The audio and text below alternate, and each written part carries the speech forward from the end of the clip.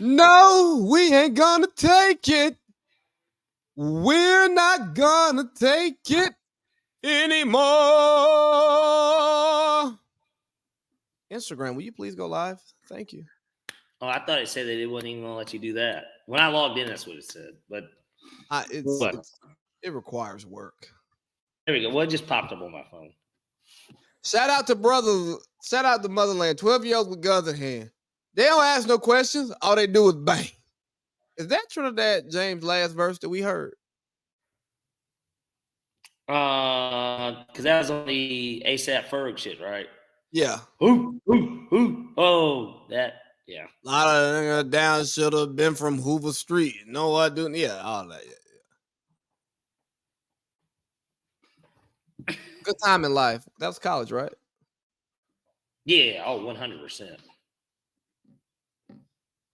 Hey, let's go down like memory lane in college and like think of stories that we actually can't tell on the podcast. Isn't that fun?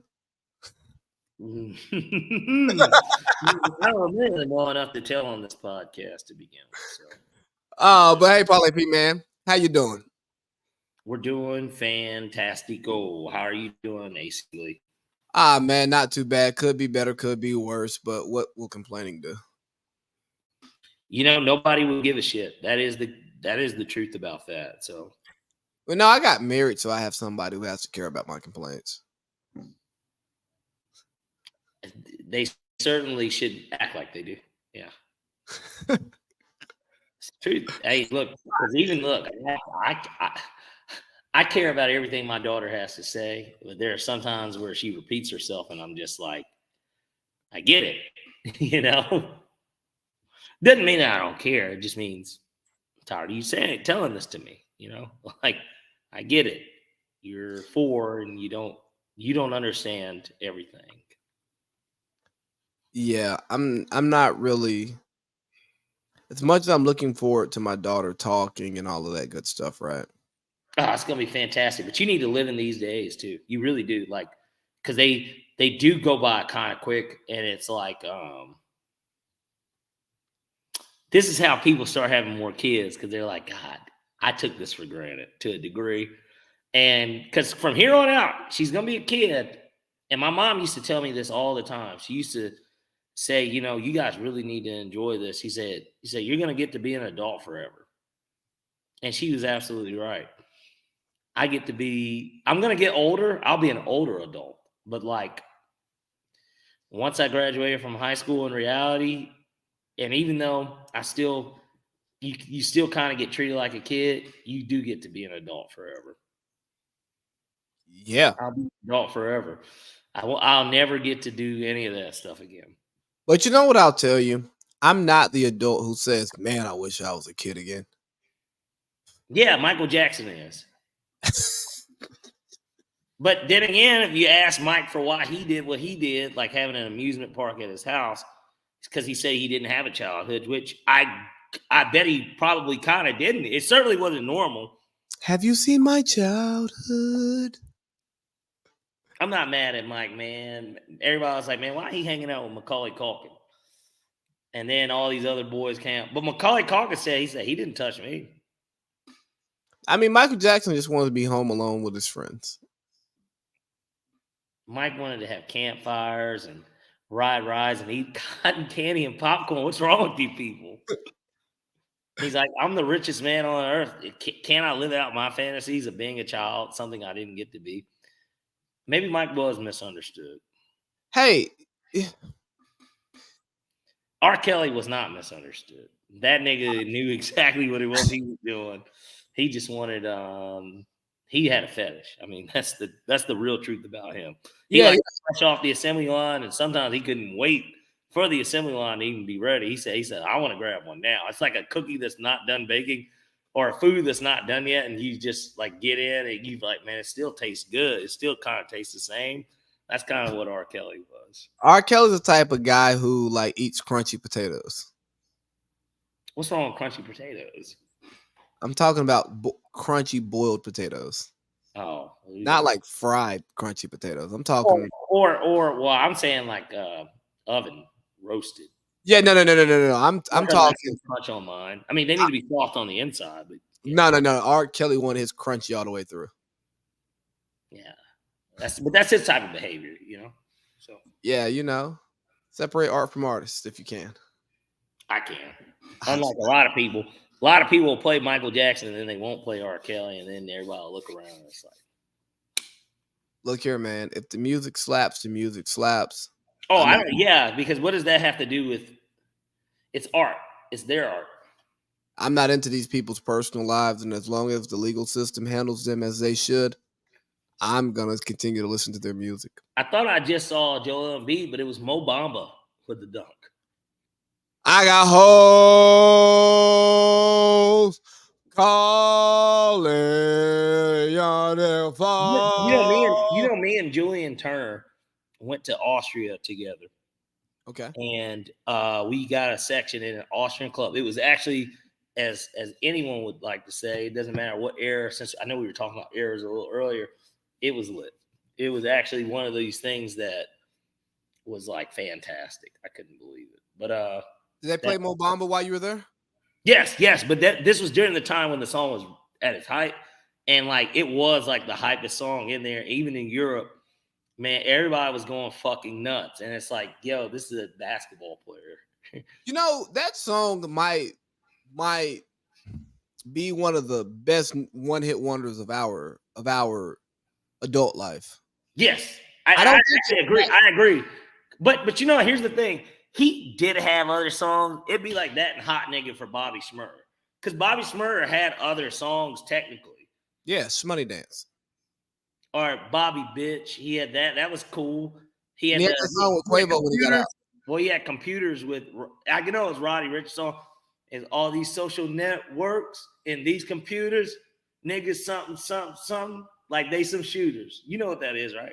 I don't remember Bobby Shmurda. Man, that shit's like the New York. That's like New York, like Couture, like the New Yorkers, they love that shit because they do the all that shit that whoop dee, like they do all that shit to that. Yeah. What's that stuff they do now is getting something. Damn it. We're old. Not because I was about to say hyphy. Same thing. Loose. I don't know. Something. Yeah, I know what you're talking about. Yeah, hold on. I it's gonna be stuck on my brain. 1 second. Google New York. Let's see. New York getting. Oh, you're calling a New Yorker. Not a New Yorker. No, I'm calling my young nigga whisperer. Watch this man not answer the phone. He's not doing anything. Okay, he'll call back. Hold on. I'll phone in a New York. Well, Parlay Pete just disappeared. What happened?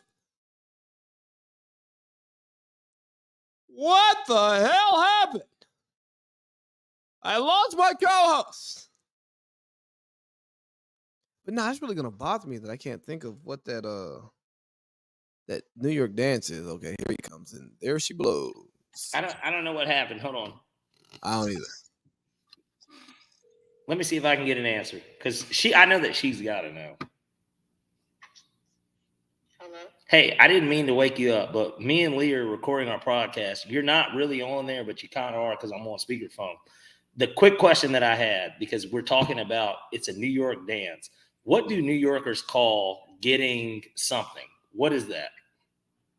Getting light. No, it's not getting light. It's like a dance. It's the dance, like when they show Woody doing the dance. What is that called?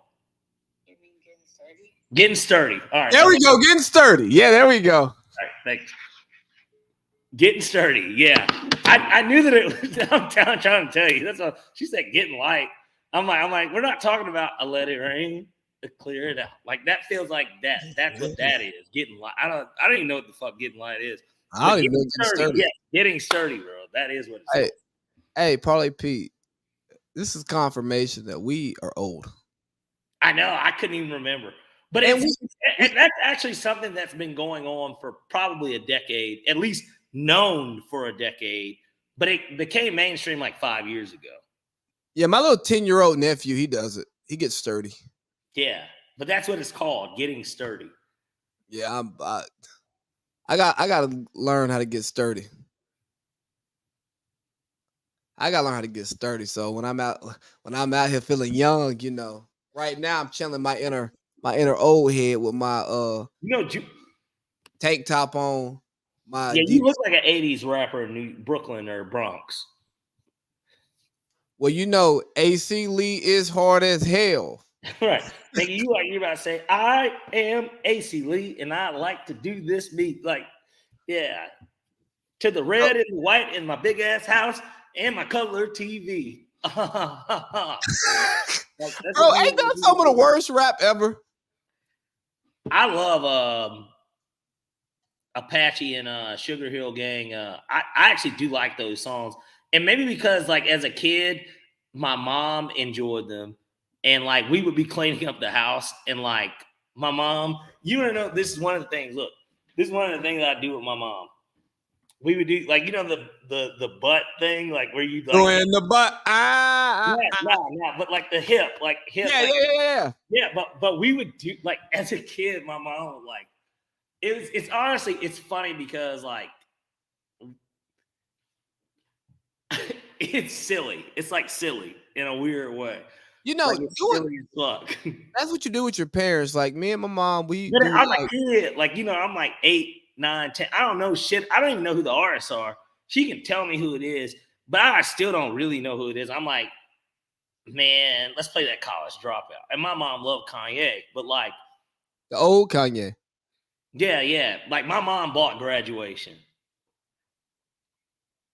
at Sam's Club. Oh, that's wild. Yeah, the CD, man. My mom owned, she bought, and when we asked her, like outside of obviously liking the music, why, what do you like about Kanye? It was when he went on Oprah. And like the way that obviously he treated his mom, and she said that like he dressed really nice, which is kind of crazy because like that's his whole thing now. It's fashion, but Adidas is planning to bring back the Yeezys. are they? I guess that stock price. I these are like my go-to. These are my New Balances. Those are like my everyday shoes. I wear these shoes every day. But like, I want so to be like you when I grow up, where I can just, bullshit in a pair of Yeezys. no, man. Well, they're once they get messed up, they're messed up. They're just like a pair of Chucks to me. Like that and New Balances, like great New Balances. They're all my favorite shoes. But these shoes are comfortable. They're fashionable. They go with everything. It's great. I'm a Walker Kessler fan, by the way. What do you like about Walk? He's from Georgia too. He went to fucking where did Whitfield. he go? He went to Woodward. There we go. Yeah. Yeah, he went to Woodward. I said Whitfield. Ain't nobody on no damn Whitfield. I know a dude that went to Whitfield. Wow, I'm surprised they didn't call foul there. I'm telling you. Well, Max, he barely became an all-star. So, he doesn't get those calls. All right, man, we got a packed show for you, though, man. Where do you want to start? Do we want to? We'll go ahead and do a little.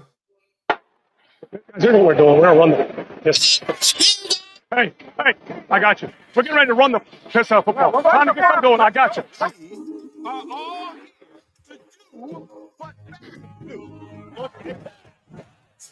Screw guys, I'm going home. Okay, that's it. Screw you guys, I'm going home.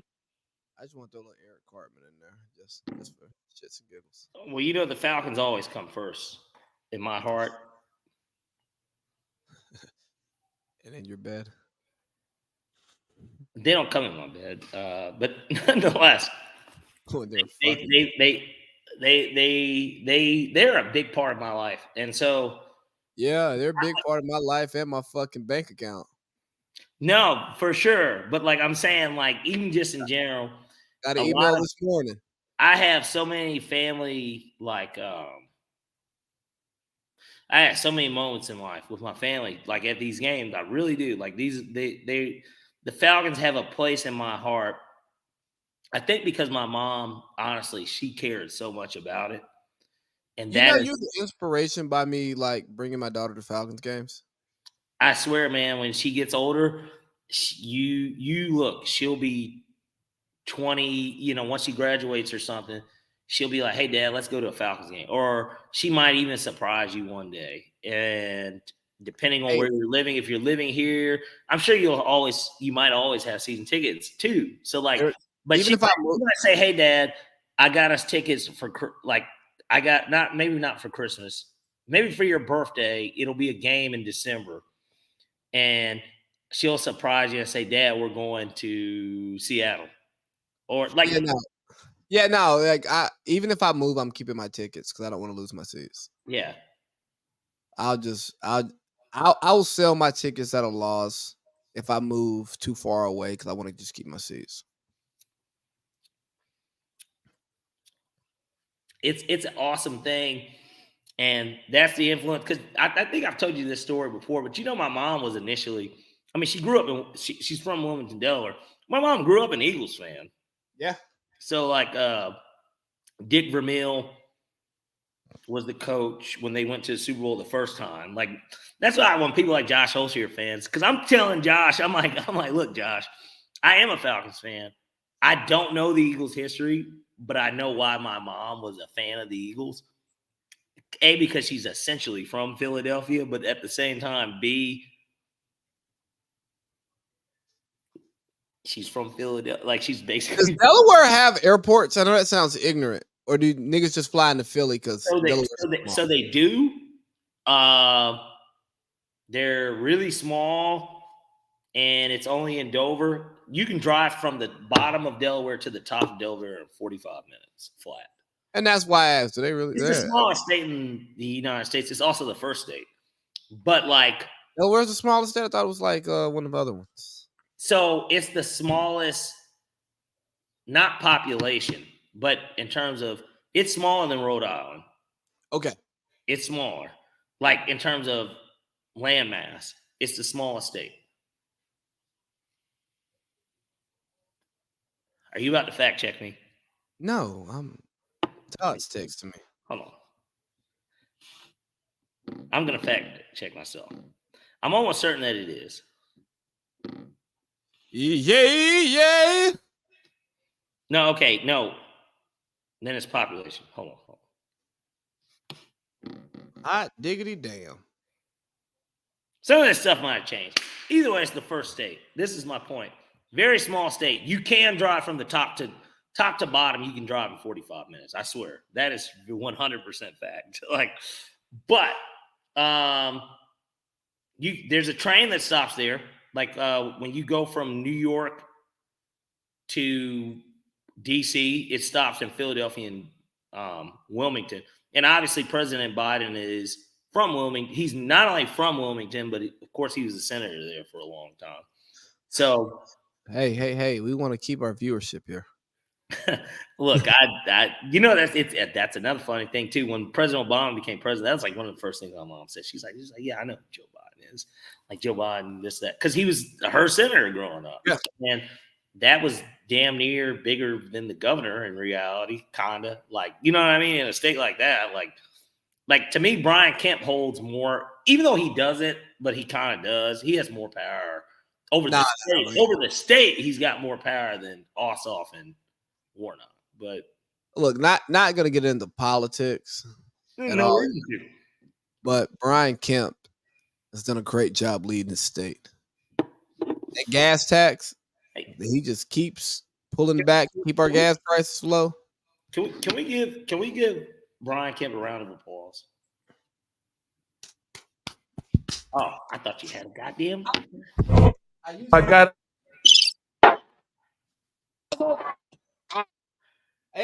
I'll have to go in there and like press buttons and go back to old presets, and I don't want to do that because we got. Okay, well, here let's. Yes, he's been fantastic. I think that Brian Kemp is a leader of men. Yeah, I just wish he would legalize sports gambling and marijuana. But I think that he knows that in reality, you want to know who would have to get behind it? The Cathy's. Like he'd have to have somebody that would like cultivate. Well, if they buy the Hawks or the Falcons, we could get that because they'd make some of that money. So it did get presented. Something got voted on the other day. You can Google it right now. to where it did pass the first protocol to get to that stage. I don't think that it's going to happen, but like, I'm I just don't a know. realist, and I live like just like you. I live in the state. Like, it's just not going to happen. These But, good like, old boys don't want to bring that dirty gambling to our state. yeah, they're stupid. Like, I will be trying to get as much money as possible. You know, that's just me though. You're a capitalist. You're not a politician. I know, but So yeah, let's I talk. love America just like them some bitches. Let's talk some Falcons. You know, we hired our coordinators. Nothing that was a big splash. I mean, sounds like we're trying to be Rams South. Yeah. I'm okay with that if it works. Okay. I mean, I think the Rams run a pretty good operation over there. Outside of Sean McVay, like wanting to quit if they're not good. I think they run a good operation because you know what? They're good. Right. Sean McVay doesn't really trot many bad teams out there. And the last year when he trotted a bad team out there, well, they were injury riddled. So what we expect to happen when your all pro receiver is hurt and your really good quarterback is hurt. Hey, Matt Ryan or Matthew Stafford? In regards to what? Just overall career or like?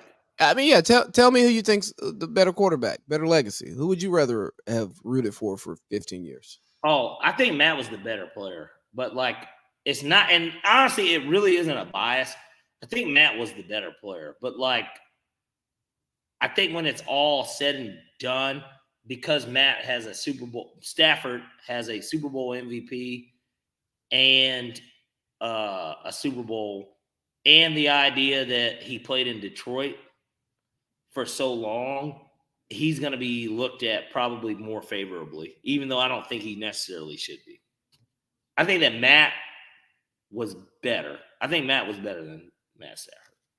And that's coming. Obviously, I like Matt Stafford because he was a dog. And before Kirby Smart, that might have been the brightest. I mean, Aaron Murray's era was good, but the brightest spot of UGA football in the Mark Richt era was that team being on Sports Illustrated. Yeah. Him, No Sean, and AJ Green. And they were number one in the country for the first time ever, just preseason number one, because of the way they beat the shit out of Hawaii and that, like, wearing the black jerseys. Georgia. Sugar Bowl. Georgia, honestly, in a weird way, wouldn't be the same without that group, that trio, honestly. No, you know, I was talking to a friend, and he's a Michigan fan. He was talking about once Ohio State, he's a Steelers fan too. Once Ohio State players come to the Steelers, he forgets all of that stuff, and he doesn't hold it against him. And he asked me about. Well, he shouldn't. And he asked us about our reception to Julio as Falcons fans. And I'm like, oh, we loved him. But I will say that there were a lot of us who blindly wanted AJ Green. Now, TD made the right call. You're right, though. Not to cut you off, but like you're right in a sense of we were blinded because of the great dog. Well, and honestly, he got drafted before him anyways. Like a lot of people saw what we saw, but I think that we forgot that Alabama was a running team and they didn't really throw the ball, and that the measurables, along with if he was in Georgia's offense, what would it have looked like? We weren't comparing football that way. We just saw what we saw in college. Yeah. And that Julio was definitely a better pro than AJ. Julio was 6'3", 220. And ran what a high 4.3 40 with a broken foot, broken leg, some shit like that. Do you think Julio was a better college receiver than AJ Green anyways? I don't know. I don't think so. I just remember the crazy catches. Maybe I'm biased, and maybe I just am into shock value. But I saw AJ Green, he made a catch. Do you remember Georgia played like Arizona State one year? Yeah, I remember Arizona State. Richard Samuel broke for 80. Man, and like he like made a catch. It was like a 360 catch, one-handed. And like you can't teach that. There was just certain shit that like he did. Julio was a freak too at Alabama. Like, I'm not taking anything away from him. John Parker Wilson was who was throwing to him first. So like he was a freak to begin with, and Matt Stafford's an NFL quarterback. But like, I don't know. AJ looked better to me. Their last years coming out, I would have said AJ Green was going to be the better receiver coming out too. But I'm glad we did get Julio. And Julio ended up being better than AJ Green. So Absolutely. So let's talk a little bit about what made you bring up that Matt Stafford, Matt Ryan question? I'm just curious. it just popped into my head when I was thinking about Rams South. What's your answer, by the way? Stafford. Okay, go ahead. I think Matt Ryan was more consistent. He was overall, and he wasn't injured like Stafford. Stafford got injured too. Like But I think I'm a ceiling guy. I'm a big arm guy. So I don't think the Stafford ceiling was ever higher than that. I In terms of I'm not trying to be funny, Lee. His team, the team that he won a Super Bowl with, was made to win a Super Bowl. Yes, they went to the Super Bowl with Jared Goff. That team was made to win the Super Bowl. But Stafford has a skill set that Matt Ryan doesn't have. And what is the skill set? Slinging it. The no-look passes. All right. Now you want to go down this rabbit hole before we get into this Falcons first. And that's okay because now we got all these Rams people coming in. Do you know who has the most passing yards in NFC Championship history? Probably Matt Ryan. Do you know who's second? No. Matt Ryan. This stat came up because after the NFC Championship, somebody posted it. He had 396 against Green Bay, and he had 384 against San Francisco. His touchdown, they actually showed it on Fox too, in terms of touchdown passes in NFC Championships. Matt's only played in 2, and he ranked 3rd. And that was with Montana, everybody. He's on that list, and he was 3rd. Matt Ryan can get as much hate as the city of Atlanta has in their heart. And this is supposed to be the city that's too busy to hate. At the end of the day, it's not about what's happened recently with the Falcons. It's about the idea that this was a man that was always underappreciated for whatever reason. And it's just weird. It's weird that people don't appreciate how good of a player he really was and has been. I'm not in that group because, again, Pierce is sucking off Matt Ryan. Boy.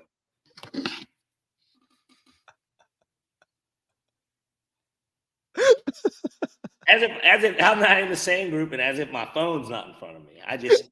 That's why I said it. I'm not talking behind your back. Oh, I know. Here we go. I got something for that. But no, I think that year in and year out, you're going to get more consistency from Matt Ryan. You know what you're going to get. But I think Matthew Stafford's highs are higher than what Matt Ryan's highs are. Okay. Now, his lows are lower. And there was a reckless abandon that Matthew Stafford had that I think we needed at times. And I look at Julio's touchdowns. Okay. That will speak to sometimes. What are Calvin Johnson's touchdowns? Hold on. And Calvin was there before Stafford. So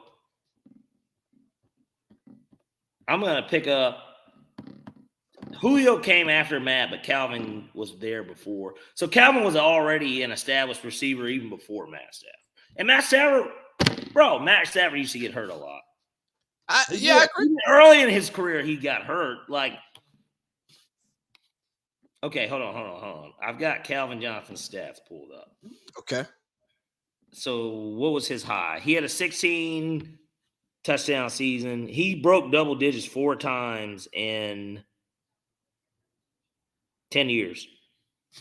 Okay, I'm pulling up Julio Jones right now. 9 years, I'm sorry. So almost half his career was double digits. Julio only had double digits in 2012. Bullshit. Yeah. Really? Only one? Yeah, so his career 8, 10, 2, 6, 8, 6, 3, 8, 6, 3. A lot of 8 years. 2, 3. Bro, he had 3 touchdowns this year in Philly on 11 receptions. Yeah, his but last he's year in not who Atlanta, he was either. his I'm just last saying he's year, not going to be guarded as much. Like his last year in Atlanta, he had 51 receptions. I know he didn't play all year. he played like 9 games, He had 3 touchdowns.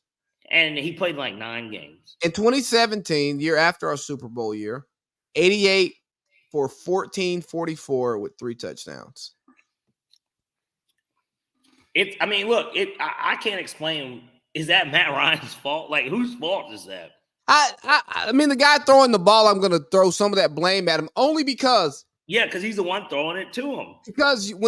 when you have a guy that good, sometimes it's not about the scheme. But we won too many games for that to have been the issue. Like, if we were, I tell you what, if we were like the Lions, like, it would make way more sense. It would, in a sense of we were winning football games. So that means that clearly he didn't need to get in the end zone for us to win games.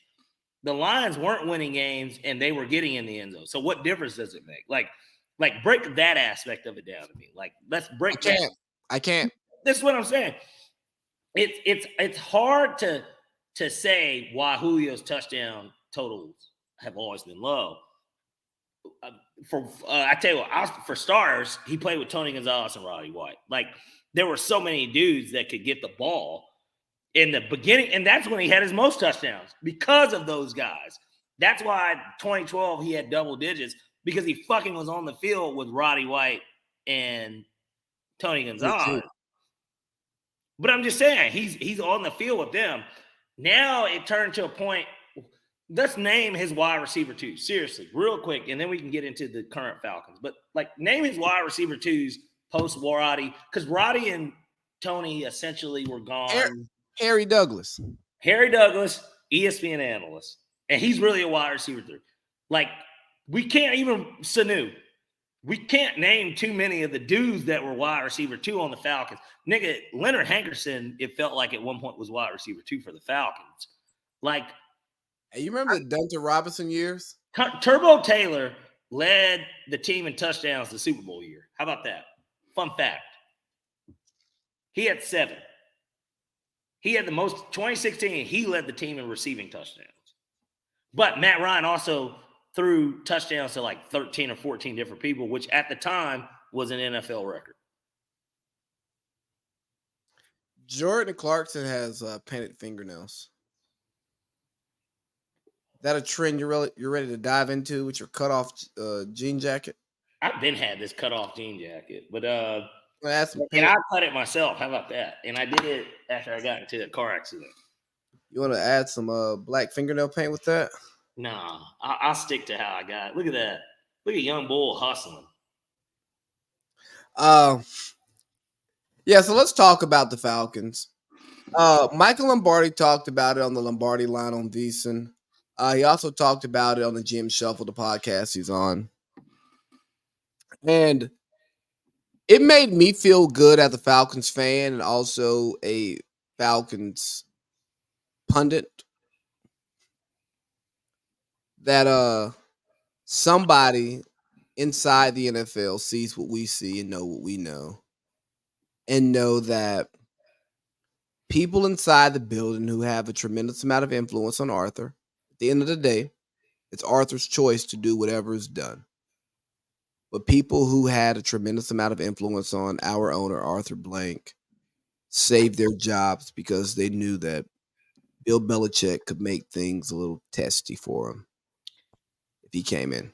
Anything short of course, winning the division, and we're not talking that 9-8 winning the division. If we didn't win the division by like 2 games next year, anyone's job was up, because Belichick could have said, we could have done better if this, that, and the third happened. This is what I need this year because I'm going to break Shula's record. This is what I need. And you know what? I'll tell you, man. Arthur Blank would have had no choice but to obey his command because, well, he came in and we won the division. He's a guy that's shown success on all levels, regardless of what everybody wants to say. He was the GM for the Patriots for a long time. He's shown success on all levels. He came here and he showed us some success that we haven't seen in 7 years. So, like, I don't want to blame Rich McKay, I do. Terry Fontenot for why? Well, then it gets back to Lombardi's point. Arthur Blank's just a liar. He's a liar. Because why is it that Rich McKay is stepping away now?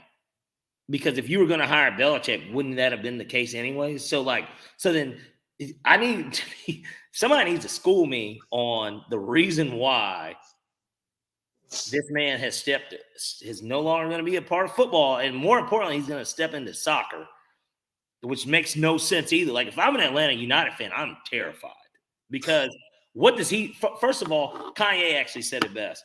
He said, I like some of the Gaga songs, but what the fuck does she know about cameras? And it was a valid question. Why is she the creative director of Polaroid or Kodak or whatever when she doesn't know shit about she doesn't take pictures? The fuck does she know about cameras?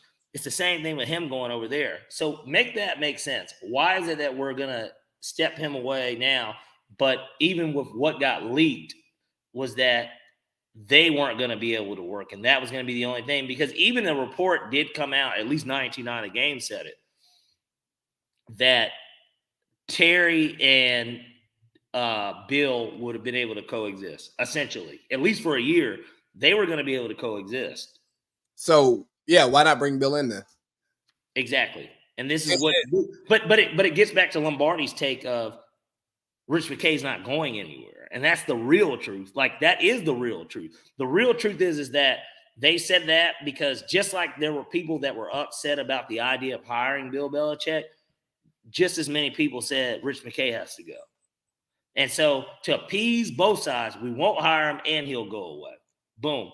And we hired a black coach. And this gets back to what Justice had to say last week. Like, it's the same thing. And it's nothing. And I wish that we could have chopped up maybe just one part of Lombardi. But, that Lombardi is in the know in the league. He knows more than what he says. And he wasn't going to put that information out without it being factual. Yeah. So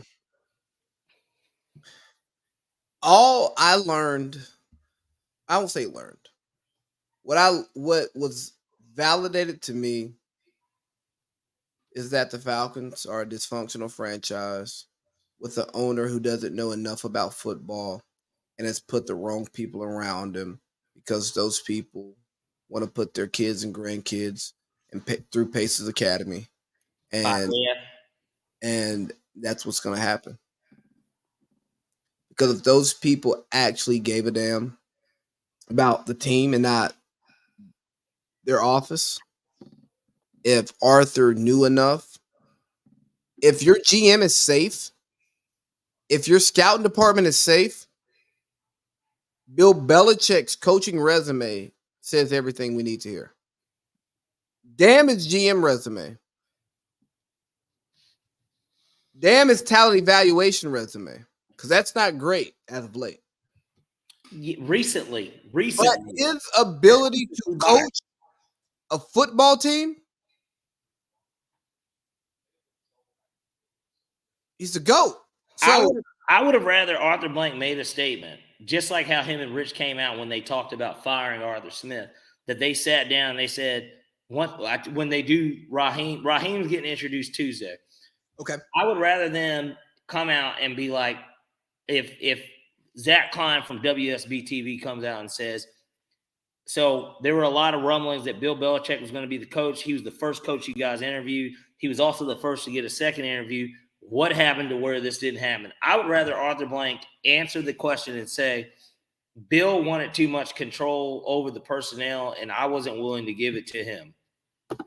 Like, that would be really nice to actually hear in a sense of, okay, that explains why you guys didn't hire him, because you saw that his recent personnel stuff wasn't good enough and you wanted him to be a football coach, and he said no to that. Anything short of that, or him telling you that he was only going to coach 3 more years tops, would blow my mind on why you hired Raheem over him. And it doesn't mean that Raheem's a bad coach. It doesn't mean that Raheem can't be the guy that gets us to the promised land. But anything else short of that is disappointing. It's very disappointing because it means to me that you didn't want to win right now. That is what that says to me. And it's a slap in the face to the fans, but it's more of a slap in the face to the season ticket holders. Yes, the people. Yes, because I was telling my wife this last week, maybe the week before. I know she's on a high. The 49ers are in the Super Bowl. I'm sure she's just used to this shit now, right? Like, and you know what? I'm tired of it. I'm rooting against the 49ers because I'm rooting against her being happy on Super Bowl night. I'm gonna have my picks next week. But I tell her, I go, once I became a season ticket holder, my fandom and my care about the Falcons changed. It changed because I'm bought into this shit. They took their pound of flesh at 8:45 this morning. I got an email, my bank saying, hey, big withdrawal came out of your account. Yeah, I bet it did. It's those goddamn season tickets. Came out before my mortgage. Why did yours come out today? Oh, it is February. You know, I didn't even check. February 1st. No, the first one does come out February. Hold on. Let me.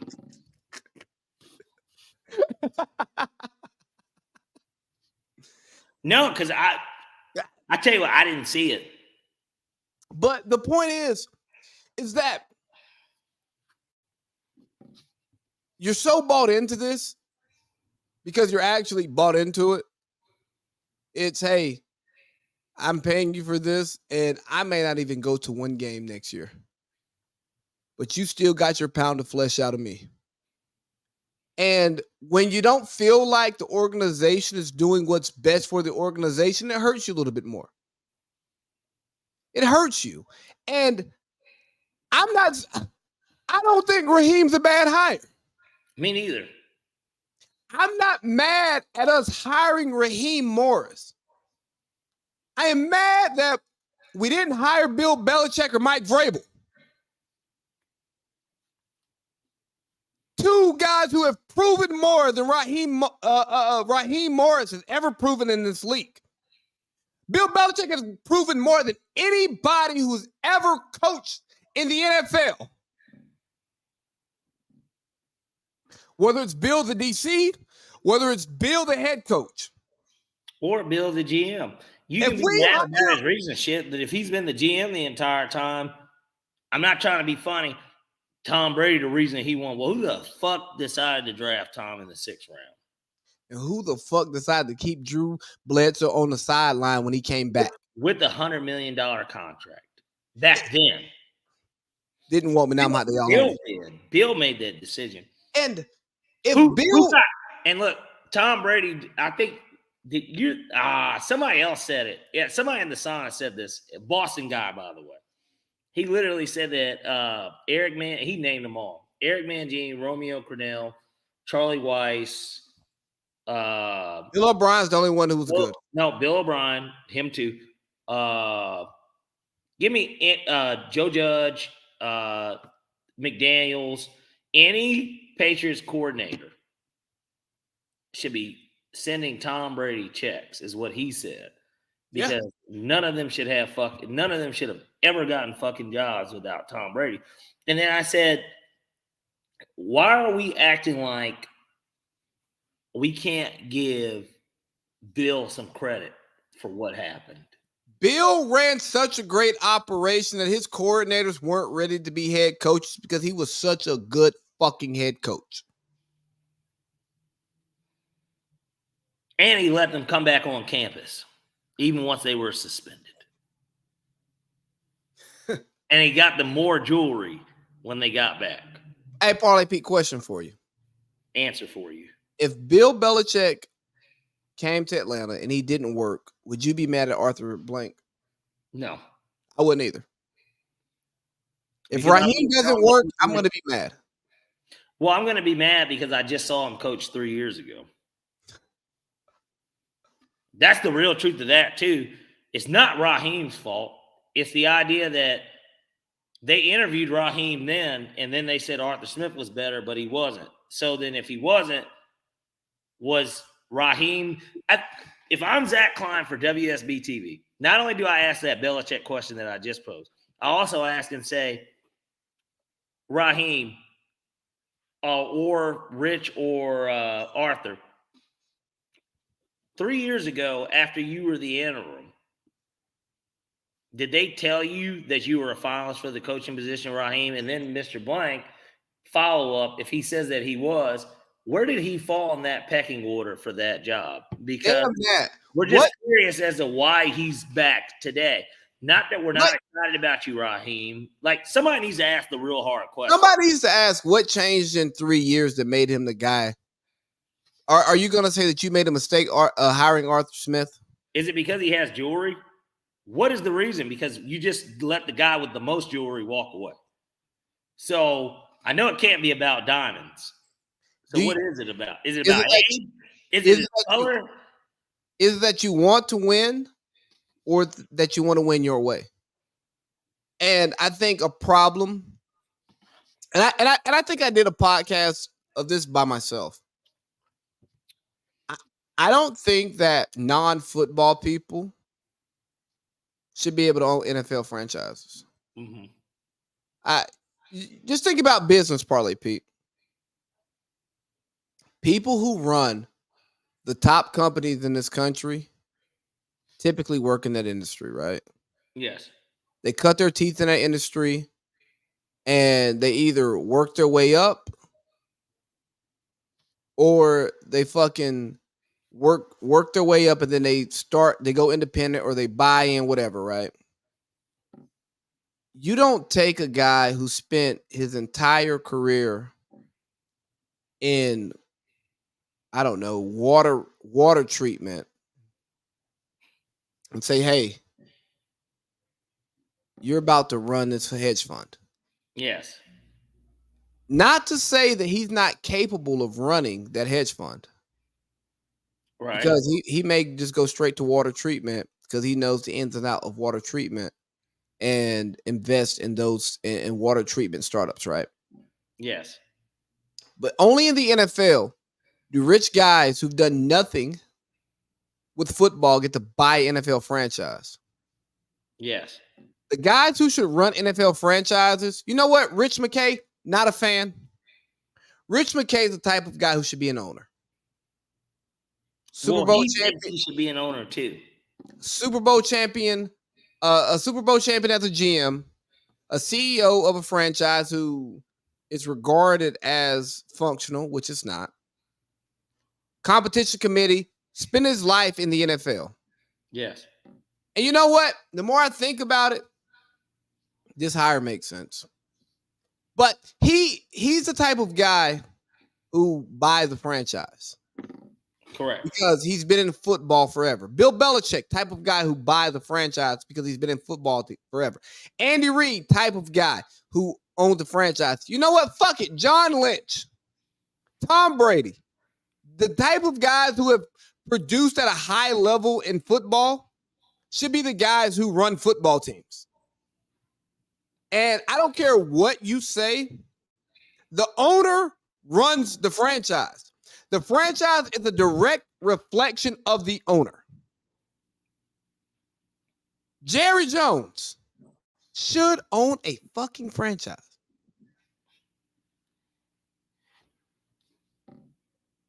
But no. Because the money is more important than the product. We decide to allow people with the most money who are liked most by the other owners, because again, it don't matter if you got the biggest bid. You got to get voted in. They get to run a franchise. How big is your stick is what they want to see. Josh Harris. They're on some Vince McMahon shit. I'm sure that we'll get into that later too. But like Josh Harris, terrible owner for Philly. He's underperformed as a Philadelphia owner, but you know what? He's got a bag, so guess what? He runs the Commanders now. Quick question, actually, before I know I've just brought him up. Vince McMahon or Daniel Snyder, who do you think would run a better operation in the NFL? From whose perspective? Me as a black man? No, as a fan.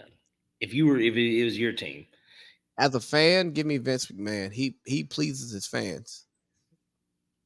Daniel Snyder doesn't please his fans or the people who work for him. Well, maybe he pleases them, but that. even James Dolan. What about a guy like that? Knicks have had success under his reign to a degree. Like it's been a shit the majority of the time. Like Washington, the Redskins, Commanders, whatever you want, football team, like they haven't had any success. No. Like they really haven't. That's why when people like Dale, Matt, and JP, whenever they say anything about the Falcons, I just think to myself, it's just like you guys support this guy that has sexual harassment running rampant in his business. Your stadium sucks. It's not even in DC. Landover. Yeah, and I've been, and it's the worst stadium in the NFL, and like you guys have been supporting this for years. Mediocrity. You got RG3. I don't even think it's mediocrity. I think it's below mediocrity. Yeah, it's shit. Yeah. You hired Steve Spurrier. You hired Joe Gibbs. You brought Joe Gibbs back, and actually he's the one that took you back to the playoffs. Shanahan took him too. He did. I know with RG3, but I'm saying Gibbs did it with Santana Moss, and I forgot who was quarterback. Maybe Ramsey. You remember Ramsey? Patrick Ramsey? Yeah. Yeah, man. I think he might have been the quarterback with Santana Moss and Antoine Randall L. Because they actually had a pretty – and Stephen Davis – no, Stephen Davis wasn't the running back. Who was the running back? Clinton Portis. I think maybe he was the running back when they went with that team. They traded Champ Bailey for Clinton Portis. Because Champ Bailey – yeah. But look, this is how deep it goes. I've always remembered the Redskins like as a kid even, right? There's a true story. Maybe I can pull it up and I'll send it to you. I have a photo because when we were going through for my brother's funeral, there's a photo of us at a base. Like I guess we got done playing baseball or something.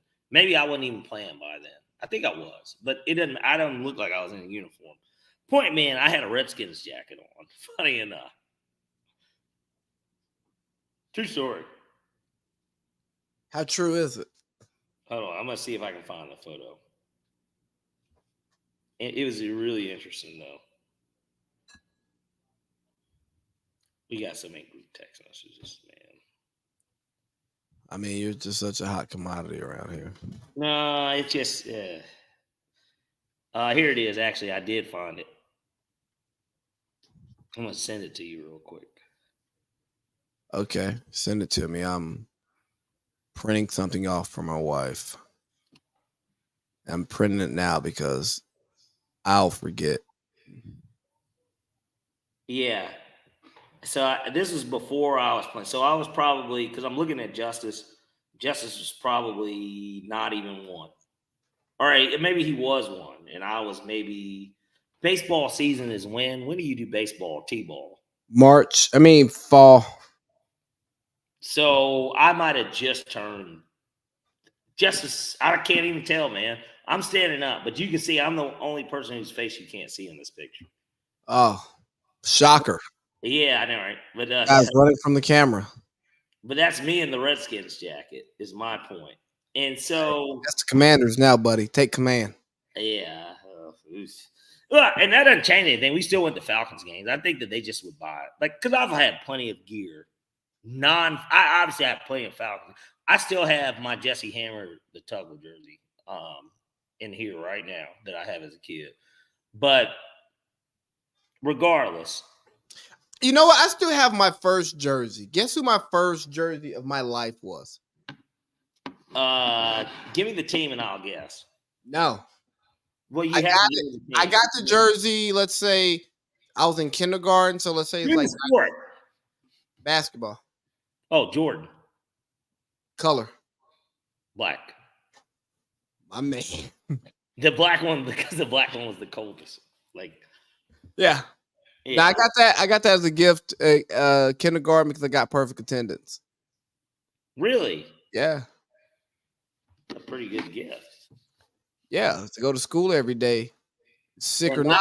yeah, basically to say, no, I want to go to school, like type shit. So throughout my school life, I would get $50 for perfect attendance. And a nigga cared about getting that 50 piece. Now as I got older, that 50 piece became way less significant because as a kindergartner in 97, you know how long 50 stretches in 97 at 6? Well, you weren't spending it anyways, in a sense of you had to be taken somewhere and say, I want this. I have to be taken somewhere and say, I want this. And my mom says, I'm not buying it. I go, ho, ho, ho. What would you buy when you got money as a kid? Probably like some stupid shit. Bro, I don't even Like candy, right? Like know. I wasn't a big candy kid. I became a candy person as an adult. $50 stretch if you wanted to buy like a game. Right? Yeah, it would be like a game, or it would be a clothing item that my mom just is like, no, I'm not spending that much on that. And I go, she's like, wait till it goes on sale. And I'm like, no, I want it Nigga, now. we abuse and use Marshalls, JC Penney's, Circuit City, not Circuit City, Value City. Boy, bro. Nigga, Value City actually used to have the best throwbacks. Dog, I was just about to say that because back in the throwback days, boy, Value. I remember they had the AI Bethel High School in Value City one day. That bitch was like $17. I'm talking about the Value City in Marietta, right? Yes, we're talking. No, I'm trying to tell you, we're talking about the same one. My mom. So our gym is right there on Windy Hill. This is what I'm saying. Yeah, you're right there. Even Colin and Jordan the Sextons, our gym's right there. That's where they used to practice. So like, sometimes they would come with us. Like sometimes it was cool. Like my mom would be like, it's cool. Like they can come. But like, bro, me and Justice used to rack up. I never wanted my friends going to the store with me because my mom, she old school Southern lady, feel like if she get me something, she got to get somebody else's kid something. And that's cutting into what I want. Well, and I'm not even saying so because it was right down the street from the gym. My mom definitely got them stuff sometimes. Like that was never like an issue, but it was just more of a because we were playing. Like it's the thing we would play. Like so, like sometimes we'd go down to the pool. Like it would be just a lot of shit that you used to go on. It's so crazy because I still go to that same gym. But it's so like crazy that we were going to the same Value City. Yes, nigga. No, I know that Value City. There's a Folks that used to be right by there. Yep. I know exactly where Value City. But that's why I said Marshalls, JCPenney's, and then I said Circuit City, but I meant that's why I was like Value City. Value City used to have the best throwbacks. I remember we got an Alex English, white one. I think a Larry. I didn't. So my mom. I didn't get it. I think Jordan might got it once, but like my mom, that was the one thing that she did not allow us to do is to get white men's jerseys. There was never a conversation in my house, but I never owned one. My mom, well, I don't mind saying it. She wasn't racist, but my mom was definitely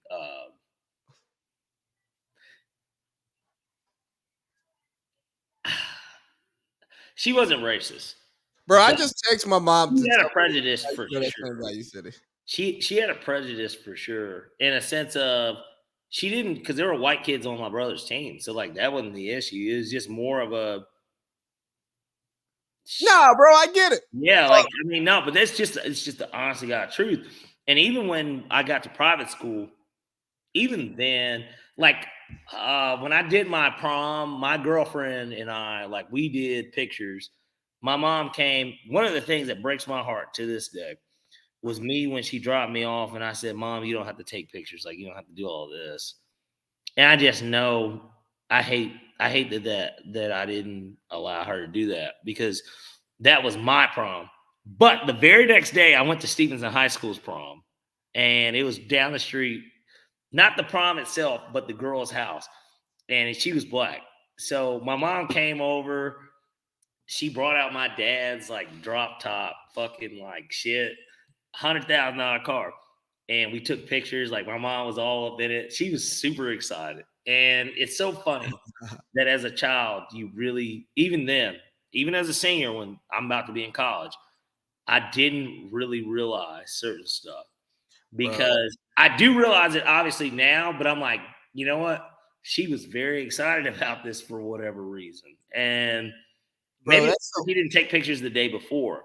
that's But so funny. That's hilarious because I remember my senior year, I had a prom date. Boom. She flaked. But she flaked like well enough in advance to where she's like, hey, I can't go to your prom. Whoop, whoop, whoop.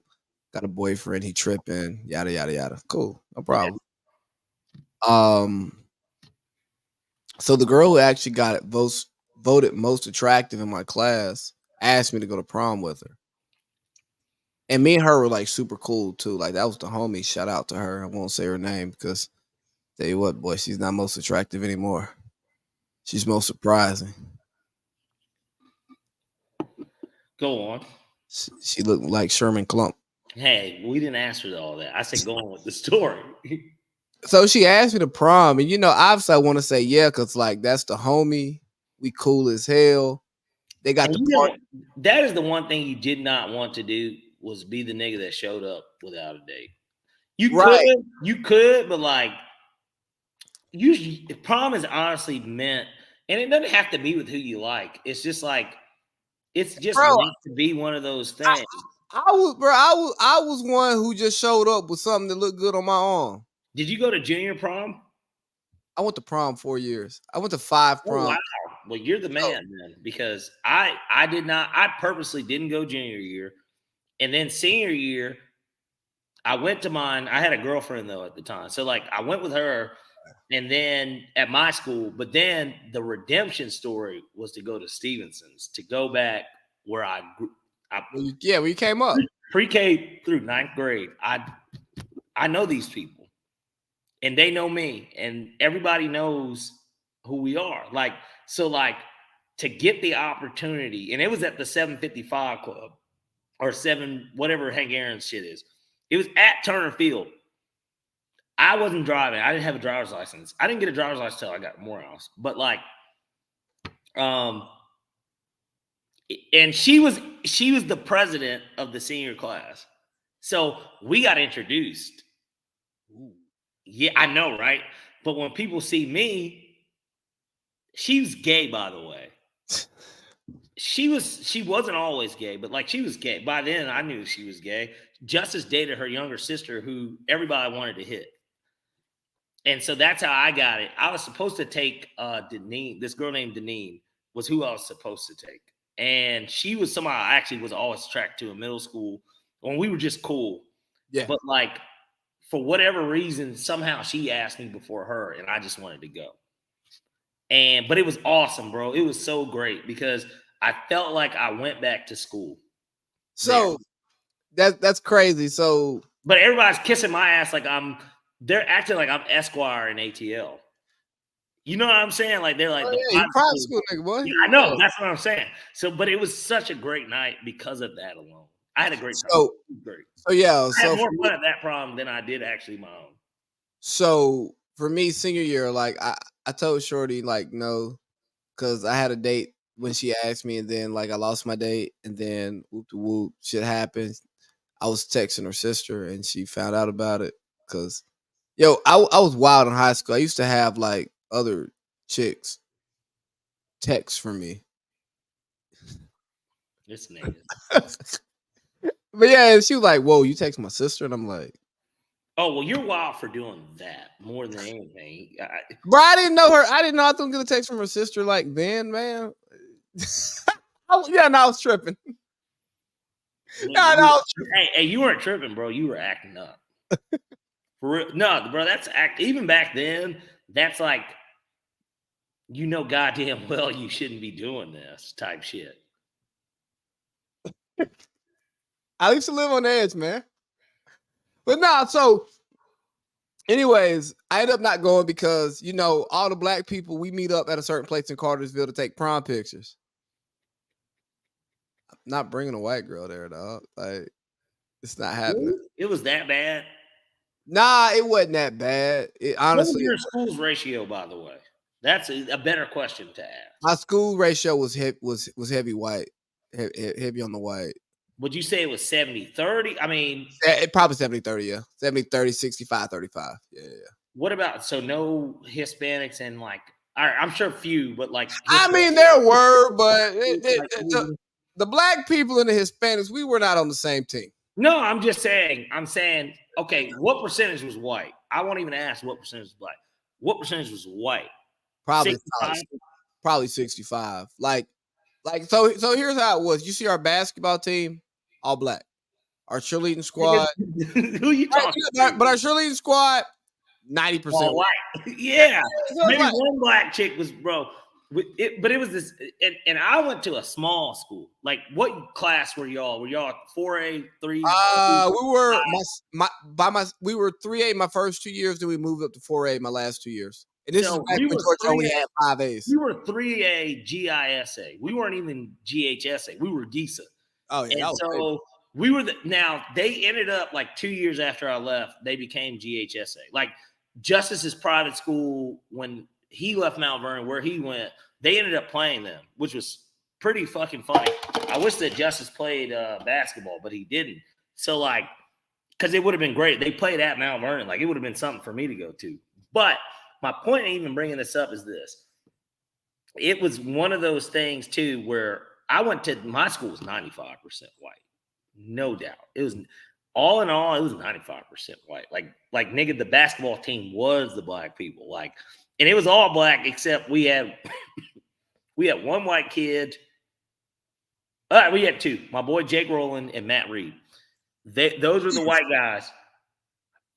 You said what? The shooters. Nah, so Matt was on varsity when I got there in 10th grade. Matt actually could play, but Matt hustled. Matt was he was Matt Geiger. Nah, I want to give you he's better than that comparison. Let me think. Hold on. I'm thinking college basketball. He was he's like Tyler Hansborough, but not as much scoring, obviously. But he was Psycho T. Yeah, that was him. No, for real. That was him. He was the he was the president of the same. He looked like a grown man. So, but Matt was liked by everybody. He was the one person that everybody at my school liked. And then Jake Rowland was our boy. Jake is still I'm going to Jake's wedding. Jake is one of my best friends. Is that the guy we met at the bar that day? Yes, it is. If you ever see me with the white guy, it's Jake Rowland. We ran into him in Buckhead. Yep. Jake's one of my good friends. And so Jake, like I told you, I didn't have a license. Jake let me drive his car during senior lunch without a license. Me and Latana went to McDonald's. It was only a mile away. But the fact that he even gave me the keys to his car, there's little shit that I Yeah, nah, fuck around with your black ass would have been walking. We weren't gonna walk. Somebody would have just had to take us, or we would have ate at school. I mean, y'all niggas eating school lunch. But I knew how to drive. It was just I didn't have a driver's license. So I had a permit, but I didn't have a driver's license. So my mom worked in my high school. I couldn't do none of that wild shit. Yeah. So, but this is my point. White school, black players, football team was 50-50. Yeah. But the niggas still ran the school. We want to stay Nick. We ran that school. We still running that bitch at the end of the day. Nah, man, those were good times, man. I'm trying to think which my senior prom I had fun, which was crazy because so I should have got expelled my senior year. Went on a trip to Athens and we got drunk. Was this a college visit or y'all just traveled to Athens? It was a FBLA conference and I didn't. It was school related though. It was school related. and we had to be in like these we had to like go to these classes all day, but they didn't take roll. Yeah. And I wasn't an FBLA guy. I was actually a DECA guy, the marketing organization, state champion. Hey. State champion. But yeah. So I was there, but I was only there to go to Athens because I wanted to do like my little visit of UGA without taking actual college day to visit UGA. And some guys we knew who had graduated, they pulled up on us with a little bit of lick. So I, I I indulged. But what messed me up though, I got somebody ended up snitching. We get in trouble. I copped to it. What? I took a plea. Yeah, I took a plea. Yeah. Because the principal said, "Here's what happens. If you own up to this, you'll get suspended for 2 weeks." It was the 2 weeks before Christmas break. You get to make up all of your work, and it's not gonna pop up on your record. And you guys were all like, I said, "What?" niggas did this handshake. The Morehouse, the dear old More niggas were like, No, one dude he didn't cop. He denied it to the end. I'm like, and what ended up happening to him? nothing. I'm like, cool. So I didn't snitch on nobody. I just said that I was drinking. They said, "Where'd you get the alcohol?" I was like, I don't know. Somebody randomly gave it to me. Yeah, I made up some bullshit. I said some bullshit to say I didn't get nobody else in trouble. They all end up taking that same plea, but I didn't snitch on anybody else. I'd already got snitched on before I even showed up in the office, and because my mom worked there, I came clean because my principal's her boss. Right. So for the sake of my mom, I'm gonna come clean because if I lie about it, she still got to work with this man. I'm a senior. I don't give a fuck. So, long story short, man, I show up to prom drunk as fuck, obviously. Off to Mr. Boston.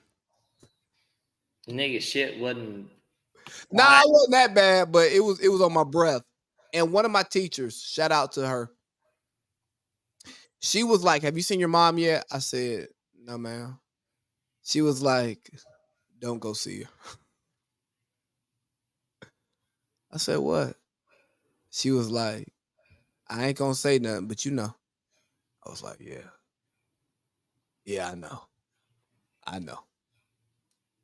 Did your mom know that you drank? I mean, No, because my mom was kind of oblivious. She was cool. But my mom, she I'm did. saying you were hiding it from her. Yeah, she she knew that I drank. Yes, she didn't know I drank that night. Gotcha.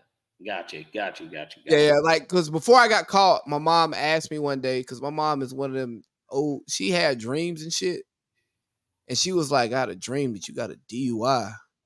Do you drink?" And I go, "Yeah." And this was on a Friday night when she pulled me off. Yeah. She pulled me in on a Friday night, and we didn't have a football game that Friday. It was our bye week.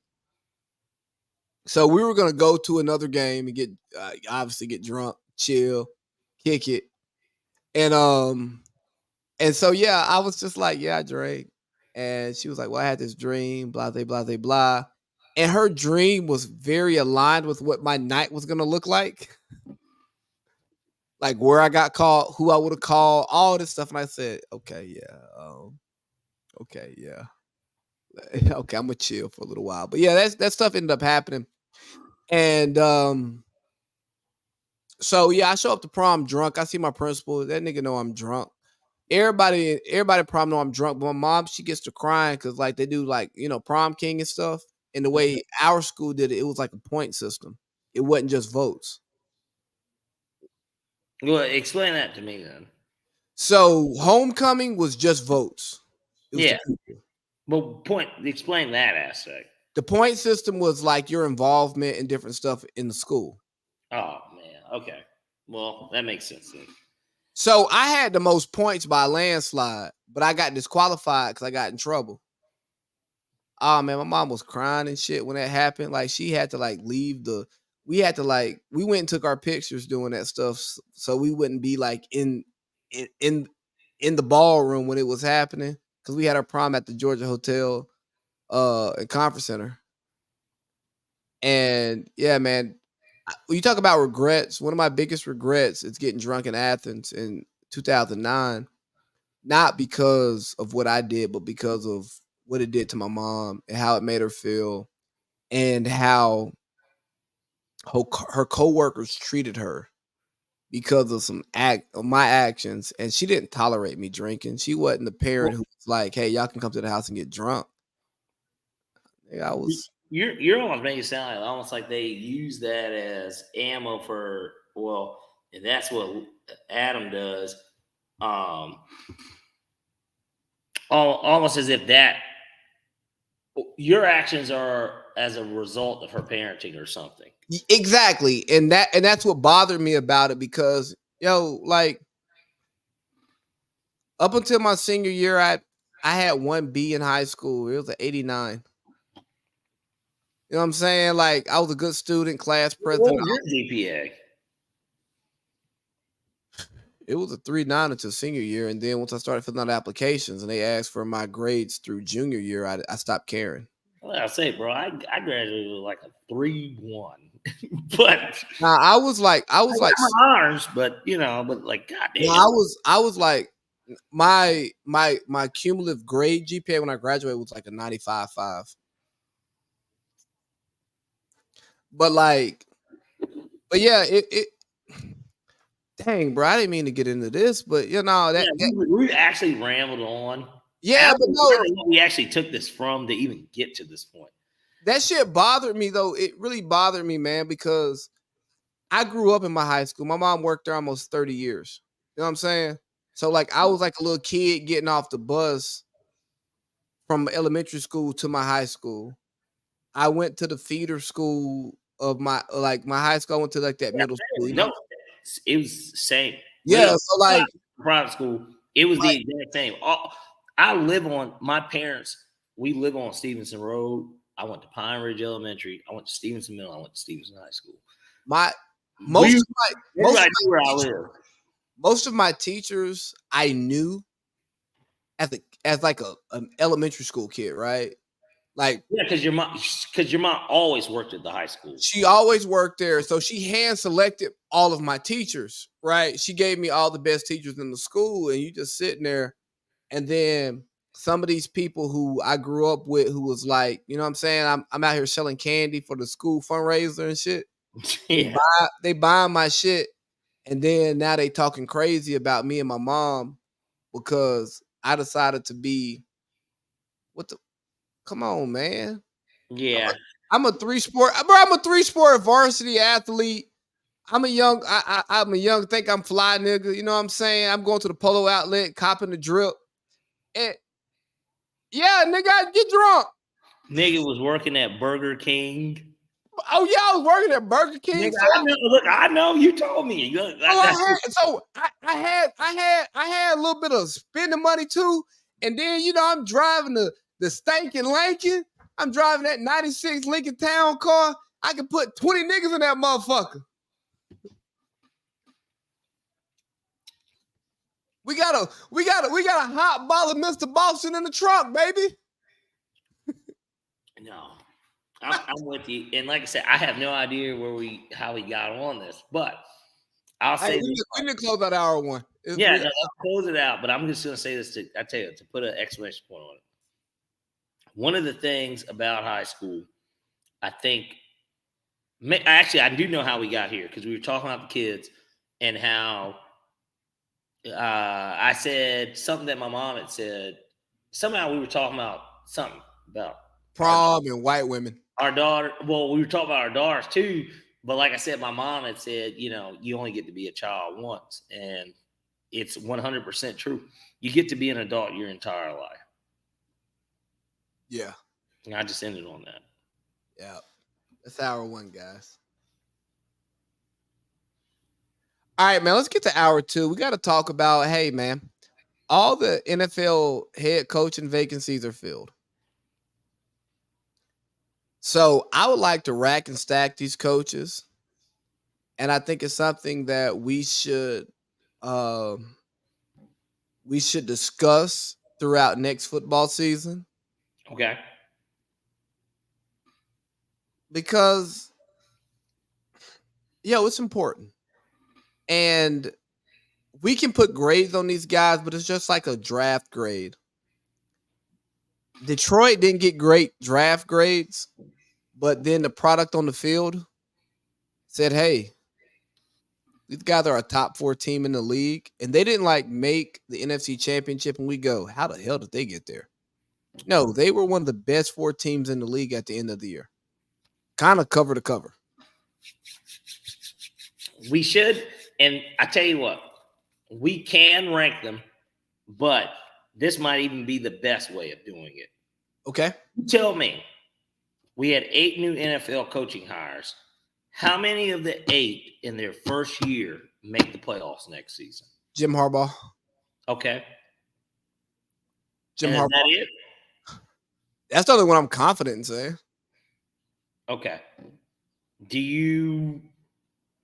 Mike McDonald, Seattle's already has back-to-back winning seasons. I think they have a Geno chance. obviously is the hurdle. Hell, he was in the Pro Bowl Skills Challenge tonight. Who? We were watching Geno Smith Pro Bowl Skills Challenge. You know they do that now. That's what because it's tonight and Sunday is what they do. It's a weekend of football, but We're gonna get to that. But you got him. You got Dave Canales with the Panthers. You got Raheem Morris with our Falcons. You got Antonio Pierce with the Raiders. You've got Brian Callahan with the Titans. You got Gerard Mayo with the Patriots. You got Dan Quinn with the Commanders. Those are the 8 vacancies that have been filled headed into this offseason. And are you saying that there's only one that you feel confident in regards to making the playoffs next year? I've got 2 on my list. Let me write them down. We got Pierce, Callahan, Canales, Morris, Harbaugh, McDonald, Seattle, Donald. Mayo, New England, and Quinn, Commanders. All right, so just looking at this, let me rate them. Harbaugh's 1. Okay. Yeah, I think he was the best hire for sure. 2. It has to be DQ, right? I think you're going off what we know. In terms of hires, I'm talking about the coach himself. I'm not talking about the coach. Coach Rank. Coach Rank, yeah, he's 2. He's been to the Super Bowl. The fuck? I mean, he's been to the Super Bowl. And I think that DQ is going to be a better head coach because of his time here. I do think I'm not saying he's gonna find the same success, but what I am saying is that he's gonna be a better coach. I agree with you. I think Raheem is 3. I agree. That would be about where I would place him. I wonder if you got the same 4 as me. I got McDonald as 4. Okay, he's not my 4. Antonio Pierce is my 4. Why? Because I think that he fits that organization pretty well. And it looks like I did get to see as an interim, like to me that fits. It just fit. They got to get their quarterback. It's going to be their thing. But in terms of the organizational fit, I think that he fits very well. And it looks like he's getting Cliff. So, if he gets clipped, I'm going to be even more. But then that means that they must be making a move for at least Jaden Daniels. They're trading to the top 3. So Pierce is 4 for me. I'm okay with that. McDonald 5. McDonald 5. Let's see who we have left. I'm gonna go Callahan 6 just because. You want Callahan over Mayo? Yes, and the reason is it's not because I don't think Gerard Mayo will be a good coach. It's because, for one, he doesn't have the footsteps to follow in that Mayo does. Let's start there. But secondly, if you look at Callahan's track record in terms of the people he's worked with, whether he was a quarterback coach, passing game coordinator, or offensive coordinator, he's worked with a bunch of really guys that had good seasons under him. And his dad is, funny enough, is Bill Callahan, the former coach of the Raiders. I didn't even realize it, but because apparently his dad was the O-line coach for the Bengals. But his dad's going to help him fill out that coaching staff appropriately. I'm curious as if that's going to be his OC because his dad, like I said, took the Raiders to the Super Bowl. It was Gruden's team, but like he took them to the Super Bowl, and he's been. I mean, Gruden took Dungy's team to the Super Bowl that same year, so I know. So, but hey, look at that. You know what though? I don't like when people say that Gruden won the Super Bowl with Dungy's team. I don't either because Gruden's team got there too. Well, Rich McKay was the GM, but if that's the case, then Rich McKay shouldn't have that much cash. Yeah, if it was Dungy that was doing it. And Gruden's team got there too, so it's like you can't knock Gruden for pulling his team to the next level. Well, you let the Buccaneers players say it, or the Raiders players say it. They knew everything that they were running in that game, and the score reflected that too. But like they knew everything that they were running. All right, so we're gonna go. I'm gonna go Mayo 7, Canales 8. He definitely is last because I feel like he got his job in a weird way, and I know that he did good work in Seattle too, because he was the quarterback coach for Russ. Waldron was there's like these layers to like that organization. But he did a great job. He got his job because of them beating Philly and looking competitive against Detroit. Agreed. I think that he became a much hotter candidate once the divisional round finished. So let's talk. So we got the coaches ranked. Now let's look at each situation. I think Harbaugh has the best potential roster, although he may be in the toughest division. I said potential roster. I just disagree. Do they have a GM yet? I haven't seen anything about a Chargers GM. Yeah, let's look it up. Boy, Walker Kessler's out here just getting blocks, getting boards, and getting putbacks.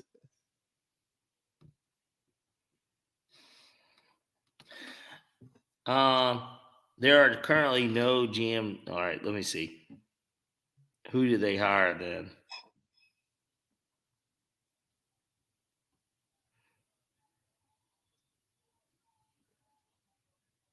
Probably some no-name player personnel guy. Chargers GM. They hired Joe Horowitz. So he's Jewish. What's his background? Has been with the Ravens for the past 26 years. So they're taken from the Ravens tree. All right. You know what? That makes sense. His brother, the Ravens general manager Eric DeCosta, and Coach John Harbaugh, Jim's brother. So and the Ravens. That would mean that Jim knows him because Jim played for the Ravens. He would know him to some degree. And I mean, John knows him, so Jim knows him. Exactly. Situationally, you can say what you want, but to me, the one that is the best set up, DQ. Jim has to deal with salary cap, bro. They're in salary cap hell right now. Agreed. They're gonna have to cut off a lot of that fat, baby. We already know that Eckler's not back. Like they're not gonna pay Eckler. So I wouldn't pay him either, though. He's little. I know. Well, he had a bad year / injured. So like you can't pay him. Keenan Allen's a free agent. They probably can't pay him either. They better hope that Quinton Johnston is. Well, he said he's due for a breakout. Okay, yeah, he said that after 1 year in the league. Right? Justice talked about that. We talked about that for fantasy. Justice had thought about not being in the league this year. But really? Why? Well, because he said there's a good chance he doesn't win because he's won 2 years in a row, and he said, "Why waste the money?" And I said, "Your competitive edge. Wouldn't you want to be the first person to go three-peat?" And I said, "Nobody else has done it." I said, "Only one other person's going back to back." And then he said, "Who's that?" I said, "Me." But my point is this. He brought that quote up because he asked me, when would you take a guy like that in the draft? And I said, if I get lucky like you and I can get a Sam Laporta and he gets to fall to me as my last pick, I said, I'd love to have him based on what I know. I drafted him. I thinking he was gonna, give me 700 yards, 3 touchdowns. Nope. Nope. He didn't do a good job. But in terms of best positioned, I think the Commanders are in a good spot because of 2 reasons. One, they've got the number 2 pick.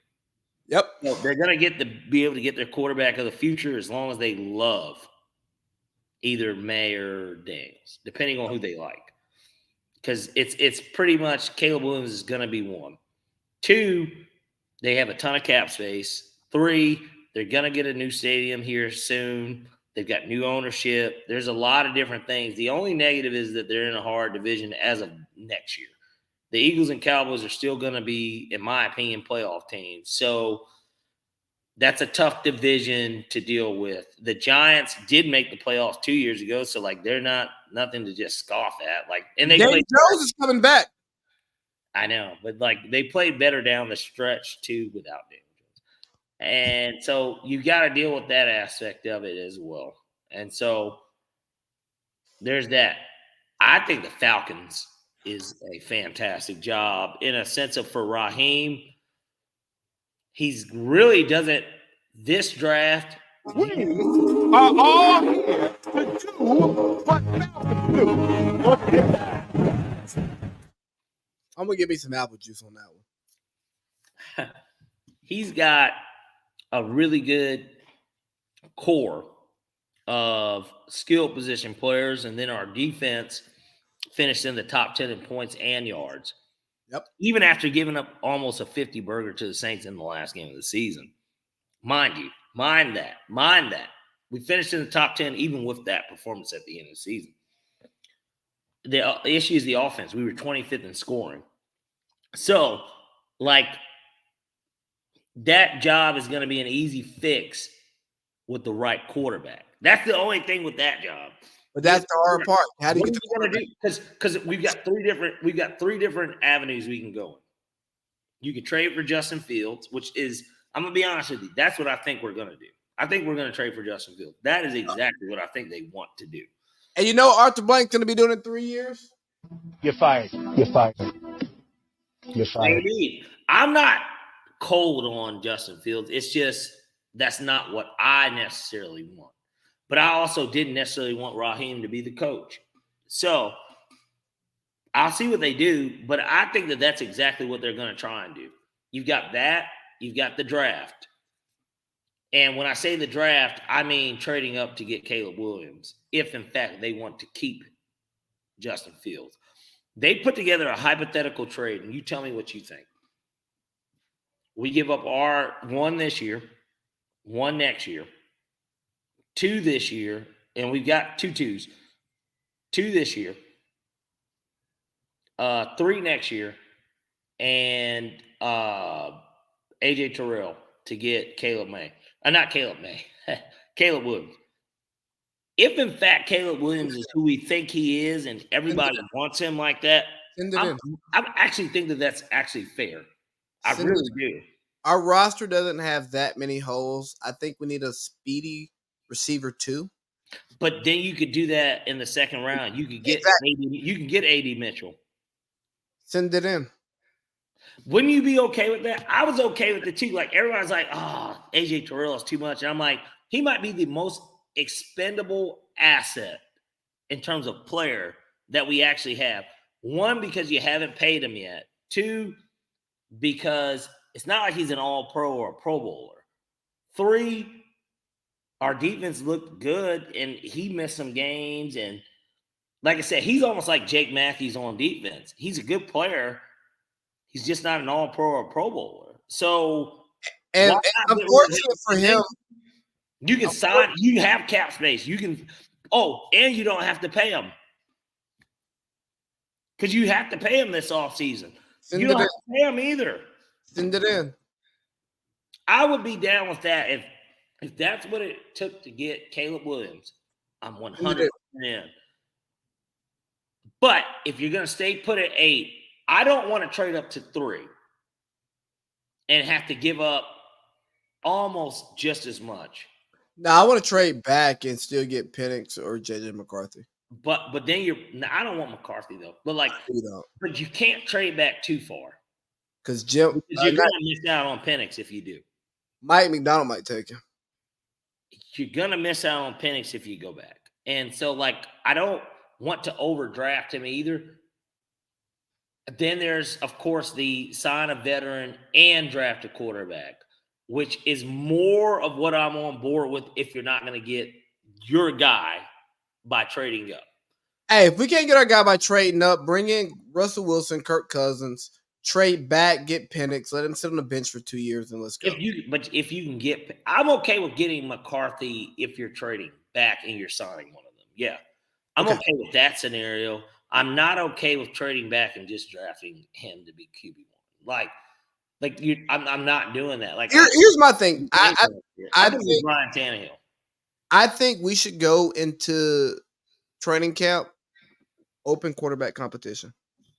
It should be if we don't sign a vet. Like it should, of course. If we don't sign Russell Wilson or Kirk Cousins, it should be to me. It should be an open quarterback thing. And I know this sounds crazy because actually there was a report. Justice was supposed to send it to me. You could trade. So the Steelers want to apparently will be very interested in Ryan Tannehill. No surprise there, right?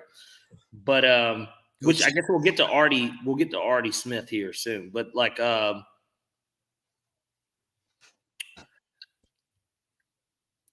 if he's gonna be the backup, I'm all right with doing it. $8 million. Hey, I'm cool with Ryan Tannehill. If he knows he's the backup anyways, I'm cool with that. So listen to this. Be the backup though. But I'm cool with it.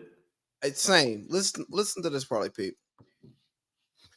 Of these 8 coaches, we know half of them are going to be fired in 3 years. Okay. Most likely to get fired.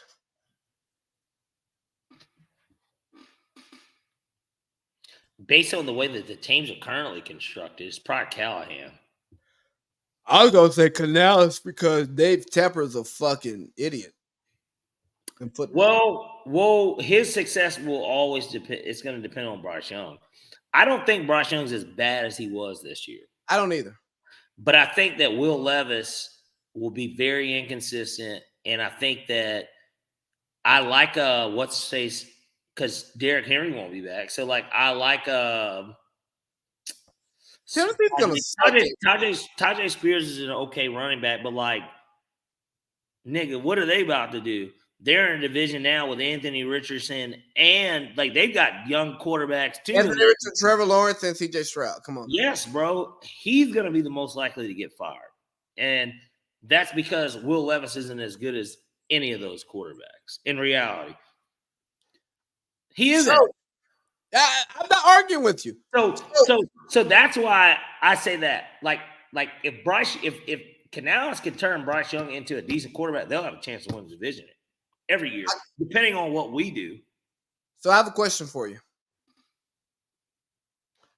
What does Bill Belichick and Mike Vrabel say about not getting a job, say about this hiring cycle? Well, everybody that got hired outside of Quinn and Raheem were young. They were all under 40. So, Pierce might have been 40, but he might have been 40, but he was an interim. It was weird. But I know that Mayo isn't 40. I think that what it says is that the league is already shifting, but we knew that because all the stars in this league is shifted. Yep. Quarterback play has changed. Patrick Mahomes, in a weird way, was the elder statesman in the playoffs outside of Flacco, of course. But, he was the elder statesman in the playoffs this year, if you looked at it. Yeah. So that should tell you, and he's only 28. So the league has shifted. That's the biggest takeaway that I could tell you. It's one of those things where life is going on. And so all in all, Belichick, if he wants to coach next year, I have no doubt that he'll be a coach next year. And same with Vrabel. It's just going to be a matter of if they want to. Well, Vrabel will. I know Vrabel will. But Vrabel will be good for TV. I think they both would be good for TV. Vrabel because he could – I don't want him to be Teddy Bruschi. and be on NFL Live and like do that. I want Show up Belichick. on Sunday. I think we talked about this. Maybe we did last week, or we texted about it. But they talked about the coaches podcast of Saban and Belichick. Be brilliant, even if it's just for 1 year.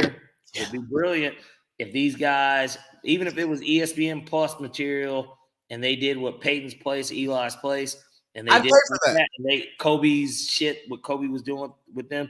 He And they, tell you, I'd they pay broke for down one college and one NFL game during the week. Be I'd pay for it. I'd pay to hear Bill Belichick. I'd want to hear it. Yeah, I'd want to hear it.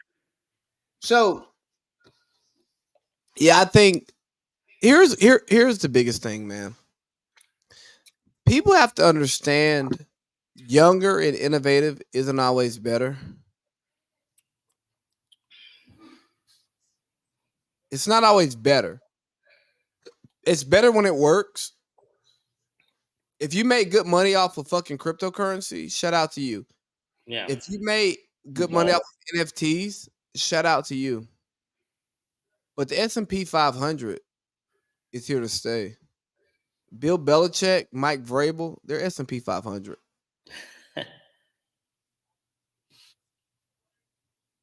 It may take a little bit of money to get it going, but you're not going to take losses. Yeah. Let's shift a little bit to the coordinator conversation. I want to start it off with Ben Johnson. He's staying put. What does that tell you about Ben Johnson? Well, if you listen to the reports, it says that he costs too much. Right? Like, would you agree based on what we heard? Yeah, I mean, it was reported he wanted $15 million to be a head coach. Nigga, I'm not paying you $15 million to be a head coach. He costs too much, and he thought that none of the positions were worth him leaving his current one. And according to my Brown, I don't know how cheap of because we're not Lions fans. I don't know how cheap of an organization they are. They might do just what Dallas did for Dan Quinn to stay last year, where you know he got a pay bump. Yeah, to where he won't. They'll make him the highest paid OC in the league. Like, no issues from it here. Philadelphia, Kellen Moore, OC. Does Josh Holsey have wood? No, he shouldn't. There's a guy that I sat in the sauna with this week. He's a big Philly fan. We were talking baseball during baseball season about the Phillies before. This was well before we knew the Phillies and Braves were playing, but then we did talk the week before that too. And I asked him about Josh Holsey about Kellen Moore. He's not going to answer. This is Josh. Leave a message. You know this nigga's style. Yeah. He knows it's Thursday. This is like you expecting Dell to show up anywhere in DC. Not happening. Julie, you're not cool. I hit Dell up when I was just there not too long. I cut it off. I didn't want to hear it. This is Josh. Leave a message. If I told you boys I was dying of cancer and I was like, I want us to all go out and do something similar to kind of like that bachelor trip, that might be able to get him out of the bed. But like, you're not going to be able to get certain guys unless it's something. Bro, we barely got Dale for a bachelor party in DC, and he lives there. I know. Are you really our friend, or are you just in our group text? It sounds like he's just in the group text to me, but you know what? If it wasn't 12:10 Eastern Standard, I'd call him and ask him. But then he might get in his feelings and give me like a real answer.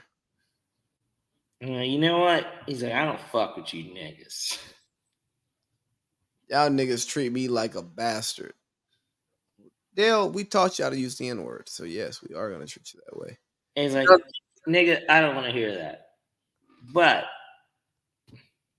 I'll kick all your asses. You can't lift more than me. And I'll be okay with it. I'll say, look, Dale, I don't look to fight anybody because for the most part, if it really gets to the point of fighting, I'm probably shooting. And lifting doesn't mean shit about that. And I'm like, I know you know that. I know you know how to use a gun. So you should know. That's why you know how to use a gun, because sometimes that doesn't mean anything. Nah, it doesn't. And we're not going to fight. That's the best part about it. I'm gonna call the police if I feel threatened. Well, we're just not going to fight. I mean, like, we're not going to fight. Like, Yeah, well, you weren't there the day me and Dell almost fought. but I was there. You were there when he was barefoot. Tyrese Maxey about to get 50. Let me look at the box score.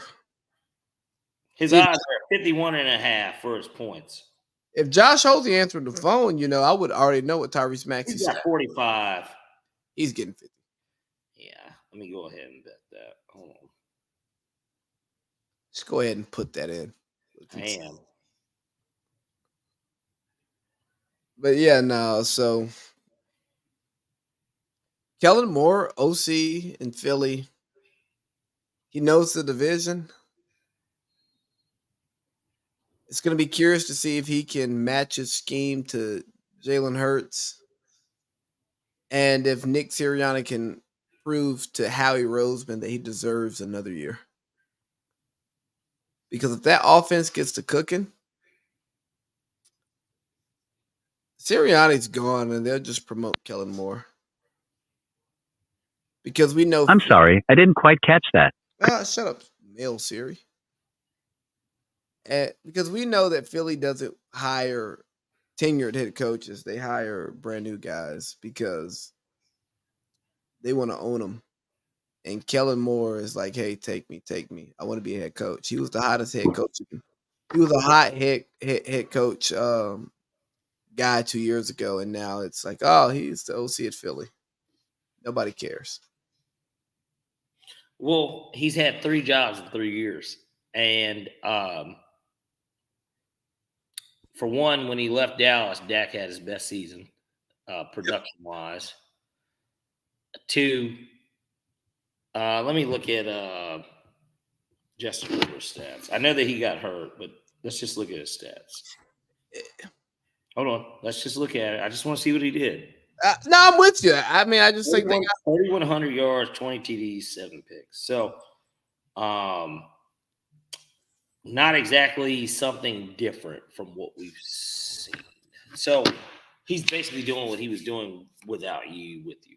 And so, yeah, like, no, that doesn't move the needle. Vic Fangio, in a weird way, a lot of injuries in Miami. I don't want to blame that on him, but we know that he's a very tenured DC. Did you hear his he's going to be better for that defense. How about that? Did you hear the quote that he will be better? Did you hear the quote that Ron Jaworski had on Fangio? You know, Jaws, it's so crazy. Once they faded him to black, no Jay-Z. Once they faded him to black, it was kind of like he didn't even exist anymore. But what did Jaws have to say? So let me find it. I got it pulled up. Let me see. You remember Jaws used to do Monday Night Football too? Yeah. So Jaws said, I guess based on a conversation with Fangio, there were quite a few players that didn't necessarily get along with Fangio. But he was only a advisor when he was there. No. I'm talking about in Miami. When he was last year. It wasn't a great relationship with many of the players. There were some guys that loved them, but there were quite a few guys that didn't. It definitely wasn't a unanimous positive relationship. Here we go. Oh, Bronny James, by the way. But go ahead. Huh? What'd you say about Bronny James? He sucks. Go ahead. We'll talk about basketball later. Coach's coach, Jaworski said, I have connections as well around this league, and I hear another side of that story. That there were some players on that defense that didn't want to work, didn't want to put the time in, didn't want to put the effort in, didn't want to make the commitment to be successful. Guys like to party at night, and South Beach is really a great place to party. And Vic tried to get those guys and push those guys to become harder workers and better athletes and more committed to their team. He said, and he couldn't get through to those guys. Those were the guys that Vic was pushing, and they're the guys that are whining right now. I'm going to be real. Big Fangio probably had a great point about being committed to football. But somebody to tell Vic Fangio what it's like to be a young nigga in Miami with millions and all them distractions out there. You got to find a middle ground and coach better. Because if you expect these guys to be inside all season and be 100% on football, well, Vic Fangio, you're the idiot. I'm not saying that what they're doing is the NFL long enough too. Like, yeah, I'm not saying what they're doing is the best way to live life. As an NFL player, you should be focused on football. But it's called work-life balance. And part of leadership, damn coaching, part of leadership is understanding the crop of people that you have with you and ensuring that you guys can find a middle ground that works for both of you. And if I'm coaching in Miami, I know they outside. But I go to the coffee shop. I see what's out there. So since when did we start blaming coordinators more than heads? Like, so that's the problem. This goes back to the Super Bowl, though, in terms of why I said I'm going to get my Super Bowl pick next week on the show. But like, why I said what I said about Kyle Shanahan, like, I'm not going to hate on Kyle Shanahan just because he was our OC and we lost the Super Bowl. Like, nigga, that shit wasn't 100% on him either. Like, it wasn't.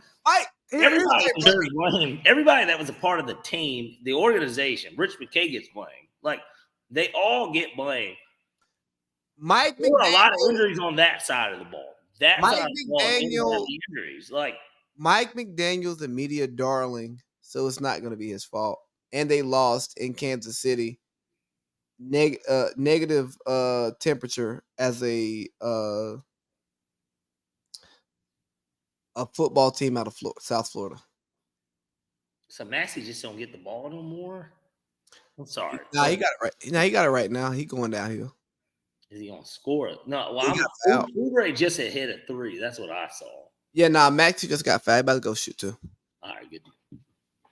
He only needed 7 more points to get that. Long story short is Fangio is asking for something he's not going to get.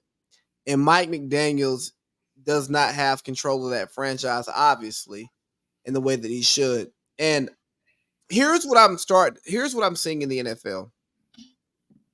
You have these seasoned defensive coordinators who may have been head coaches at one point in time, but they're defensive coordinators. Or they're Wink Martindale and maybe should have been a head coach to not be good. Wink hadn't gotten hired, right? No, yeah. You think Wink goes back to Baltimore now that McDonald's gone, or you think they give it to Weaver? I think they give it to Weaver, and Dallas should look to hire Wink. I think they're going to hire Rivera, but go ahead. That's stupid. But you get these old school guys who know what right looks like, and they're trying to teach these young head coaches that. And I think that Fangio was trying to teach McDaniels what right looks like. Okay. But I think that Fangio was trying to teach him what right looks like in Denver, not what right looks like in Miami. Because what right looks like in Miami is different. Because these niggas gonna fuck these bad bitches. They're gonna be outside. Through and through. Parlay Pete. If we were making 8 figures in Miami,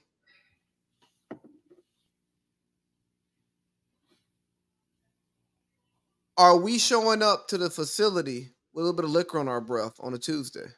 Nigga.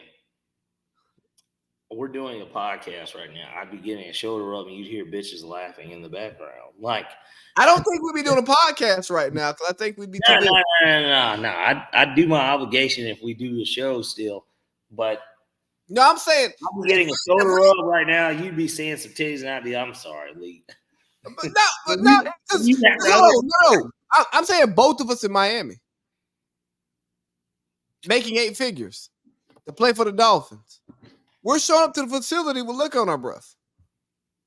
And our balls may smell like every Monday. Well, typically Mondays are off days. But you're still supposed to show up and do something at the facility on Monday. I tell you what, walkthroughs on Fridays. Oh boy, There's no doubt. There's no doubt about it. walk through on Friday. Boy, I'm coming here stinking. I may not even went home before I came to the facility on Friday for the walkthrough. Cause I be feeling like the man when I walk through. I ain't studying what you're saying when I walk through. Come on now, What me? What me? watch me walk through. But hey, let's talk about another coordinator real quick. The Artie Party is in Pittsburgh. Hey, can you play the clip? Guys, here's what we're doing. We're going to run the piss out of this football.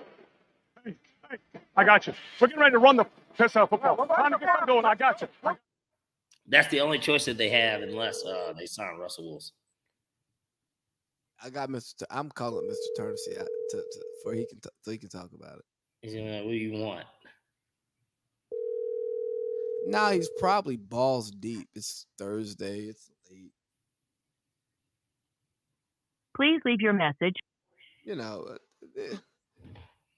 our friends with their fake social lives. I'm calling another Steelers fan to see how he feels. He may answer.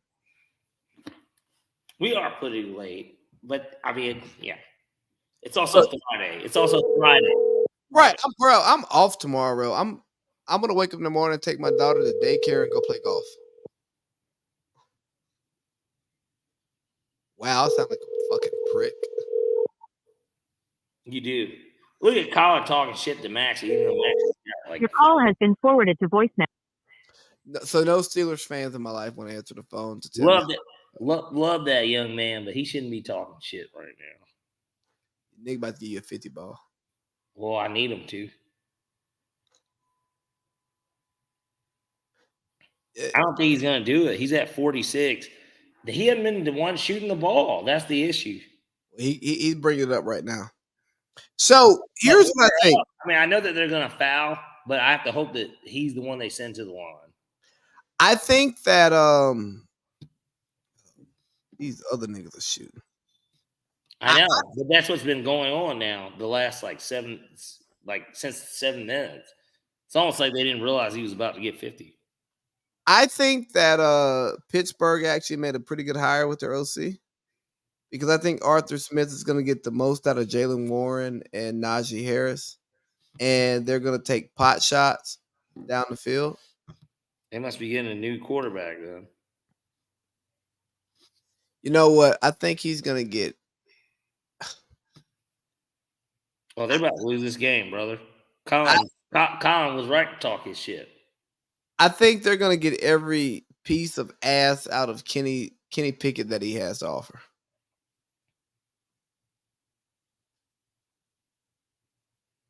Was Colin right to talk his shit? I mean, not to cut into our Steelers talk. I'm just curious. He's always right to talk his shit. Like, Yeah. I He almost just calmly comes down and says, let me shoot this. And he just hit that 3. Yeah. Oh, all right. Yeah. So I almost did a truck tales today talking about people who get offended by shit talking. And if we are competing against each other and I'm talking shit, I mean, I'm not lying when I'm talking about your ability, but it's not personal. If we were cool before the game, we're still cool after. Yeah. I just may have told you a fucking bum, nigga. You suck. That don't mean I don't like you. I played basketball with Josh Holte. He's one of my best friends.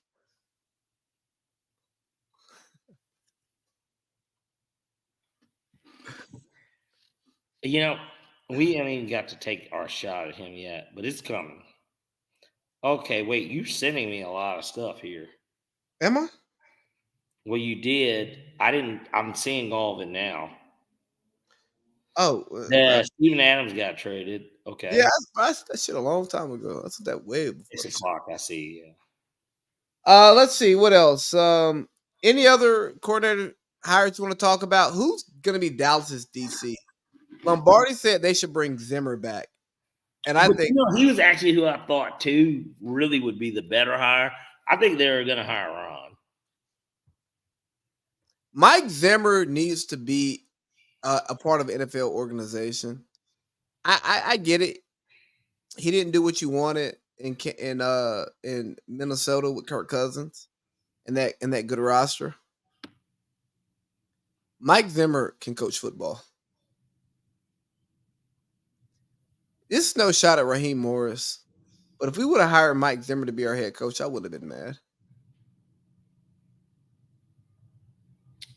Man, I hope Colin don't show up real quick. But Hey, can we give Maxie the ball, please? yeah, isn't it weird? He's got 46 and he just doesn't have the ball. Bro, this is the one problem with the NBA about all these guys being good is that they think they're so good, so they don't want to like work with their teammates. Come on, Maxie, get downhill. No, don't pass to Pat Bev in the corner. Yeah, Pat Bev, you walked. They didn't call it, but come on, Maxie. Oh shit. Oh, yo, he got 49. I need 53 though. OT guarantees it though. Oh, I thought you did 52. Yeah, that's what I mean. 52, 51 and a half. Yeah. Yeah, Jordan Clarkson just shot a quick 3. Hey, so guys, here's what we're gonna do. It's a minute 25 left in this game. Does Maxie get fouled? Yeah. Max going to the basket, and he didn't get fouled right till he missed. He gets fouled. We're gonna talk through Does this he get game. fouled? Yeah, he does. All right, good. He's gonna get it because they're gonna foul again. And they're gonna give him the ball to be the one to shoot the free throws. All right, I'm gonna hit the bet. Go ahead. I'm sorry, but go ahead. Well, shit, nah, fucking Toby Harris. Toby Harris. Well, I need Utah to score then. No, They know that this nigga's got 50, bro. Bro, they treat him like he has like 7. Cause that 3 he just hit, that was it was deep. I mean, it's 33 feet, but yeah, it's like he shouldn't have. Should that have been a foul call though? Yeah, Colin didn't even really step up on. He dared him to make it, and he did make it. But let me see. Oh, it is a foul. I guess he clipped him. Yeah, he got him in the face. I don't like that though. I gotta remember. I think I'm gonna invite my team from work over to watch the Super Bowl. Wait, he's not going to the line. They're on the bonus. No, they're not. Pat makes the 3. Wow. Maxie is not gonna score. Bro, this nigga Maxie's not moving. It's as if he doesn't want the 50. He's gonna end up at 51 too. That's gonna be like the worst. Pat Bev, why did no, Pat Bev. Well, who's guarding him? John Collins. Colin just got fouled, so he's about to get 2 points. We got 30 seconds. Good. So, but that still is going to come down to. You know, Pat Bev is one of my favorite players. Oh, wow. Look at how fast he moved with the ball on that drive, by the way. And I'm not trying to suck. I swear, I'm really not. Obviously, I want him to just do well, but like, that nigga, he always been a baller to me. Like, I mean, so what's the Josh score on Colin right now tonight? He's got 22 and 6. I mean, not like crazy, but good game. He's having a good game. Like, we got a 1-point game. Maxie has the ball. I need a foul. Don't pass Maxie. Don't pass Maxie. He's trying to draw a cheap foul. He's dribbling shot clock down. Colin's playing real defense because he actually does that. Did he get a foul? No, the light skinned nigga just got Kelly Oubre just got a foul. Oh, well, that's it then. Unless it goes into overtime, I definitely won't get this bet. Yeah, you're right. To get 3 more? Well, they didn't call that when he fell? No. When not Colin, but Maxie fell, he should have got that call considering the night he's having. Because it would have worked out because he would have went to the line. He would have shot the free throws. Here, I tell you what, I didn't bet on Colin, but I need Colin to come down and make a 3 for me. I don't think Oubre really got fouled on that. I don't either. Hold on, let's see.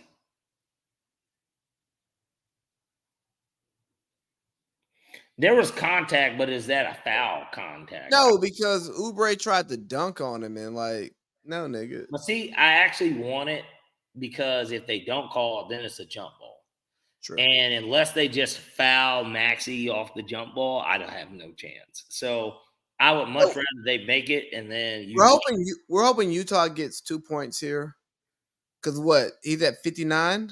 The worst case scenario is a jump ball and Utah gets the ball because then they're going to hold for last shot. And I guarantee if Colin has the ball in his hand, he's going to be the one that shoots it. So, yeah, Jordan Clarkson. But if we get to 3, that's okay. What it is it's guys like Mo Bamba getting. Mo Bamba's got 4 points, and somehow he's got 2 of the points since I made the bet. So, like, I don't expect him to score in this situation because if Mo Bamba's shit was at plus over 3.5 was plus 150, I wouldn't have bet it because he only had 2 points. And I'm like, yeah, there's a chance he does get a putback or gets fouled and makes 2 free throws, but it wasn't going to happen.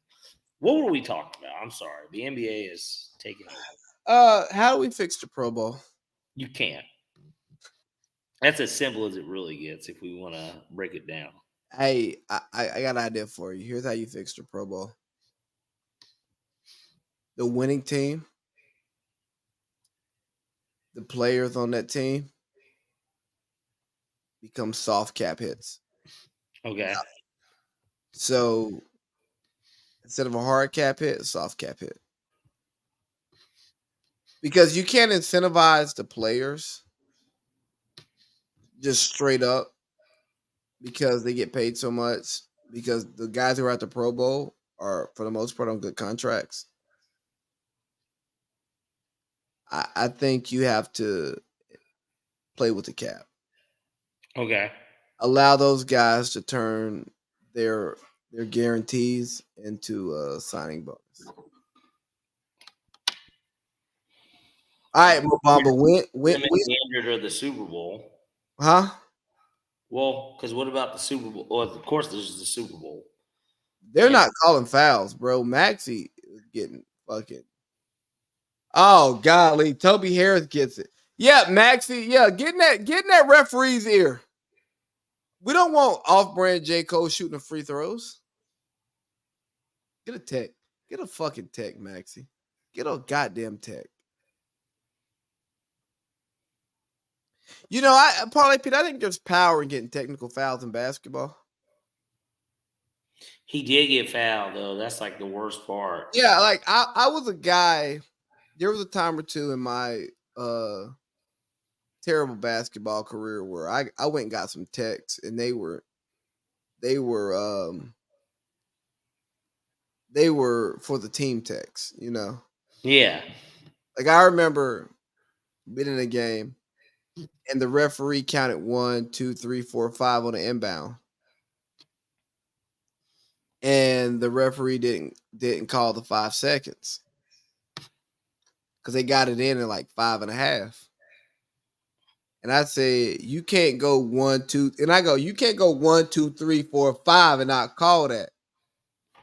That's 5 seconds. I tell you what, they call timeout. I'm gonna call a Sexton 3 or a Marketing 3. I know that those are the 2 guys that are gonna shoot it. One of them is gonna shoot. But don't forget about Clarkson. I would love that 3. But yeah, so I don't care who makes it. I just want it. Do you think soft cap relief for the players who make the Pro Bowl could make the Pro Bowl more? You said a soft cap. Yeah. No, NFL. No, I think that if it was incentivized in your contract to participate in it, not just being selected, but having to participate, albeit an actual injury where you didn't play in the final game of the season or didn't get hurt in the final game of the season, the language has to change. I mean, like, That's the only way to make it better. But at the same time, why would anyone want to go to Orlando? They need to, for one, the They NFL gotta move needs back to to bring Hawaii. back to Hawaii. You gotta move back to Hawaii because Everybody can take Hawaii, a family vacation. because Hawaii is inconvenient enough to where niggas aren't gonna go, but it's fly enough that if niggas have a reason to go, they will go. Have you ever been to Hawaii? I was born in Hawaii, but I've not been Really? back. Yeah, I was born in Hawaii. I've not been back for recollection. Okay. I've And been let me tell you where I fucked up. When I was living in San Diego, I had friends in Hawaii. We were all single. double T, by the way, here. Yeah, trash double. I hate double text. They're stupid. I hate double text in the They're NBA. like offsetting penalties. I hate double text in the Personal NBA. foul. But here's the thing. I hate double text in the NBA, but I think there should be more offsetting penalties in the NFL. Like Well, in this like case, in the why not make both players shoot? in the Baltimore Kansas City game, like that one 15-yarder that Van Noy got, Travis Kelsey instigated that whole thing. I think Travis Kelsey should have got a little bit of heat for that one. They fouled immediately. Yeah, you're ahead of me. I'm ahead of you on my app. I don't see it on my screen, but I see that they fouled immediately. Jordan Clarkson's hair is entirely too long to be in braids. Cut that shit off, nigga.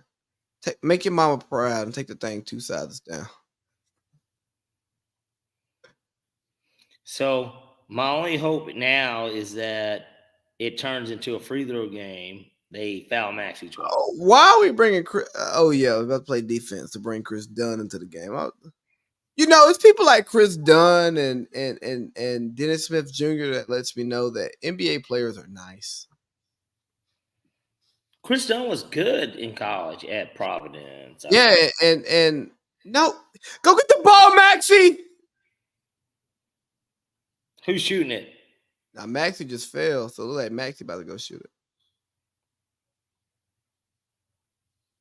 Yeah, because Tobias is taking it out. No, timeout. Nick Nurse needs to go bald. Niggas who hold on to their hair with that hole in the back of their shit, that shit's trash. Nigga, go bald. And why is Grant Hill a fucking owner calling games? God, bro, I need him to get these points. I'm gonna hit this bet if he does. I just don't think he will.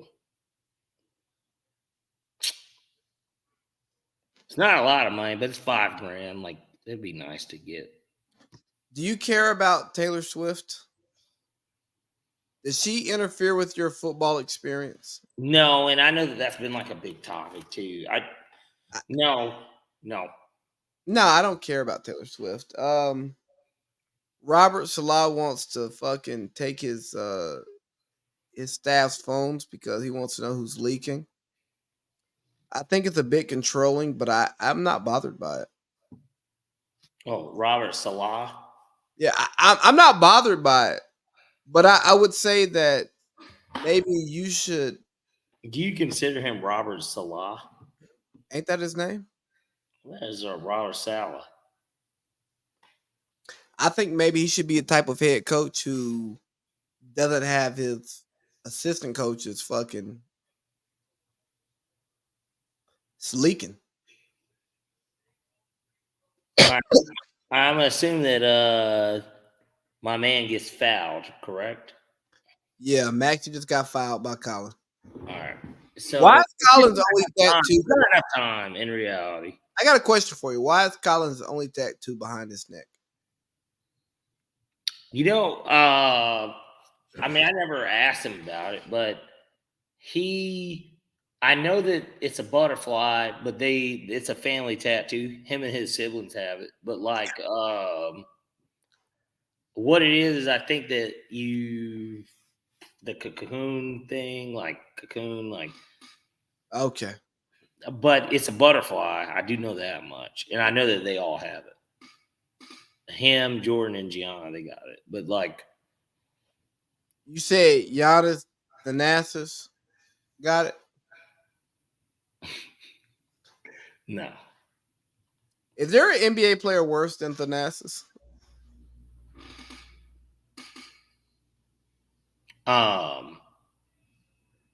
Tony Snell, because apparently he's going to miss out on some money. Damn, Jordan Clarkson just missed a free throw. You're ahead of me.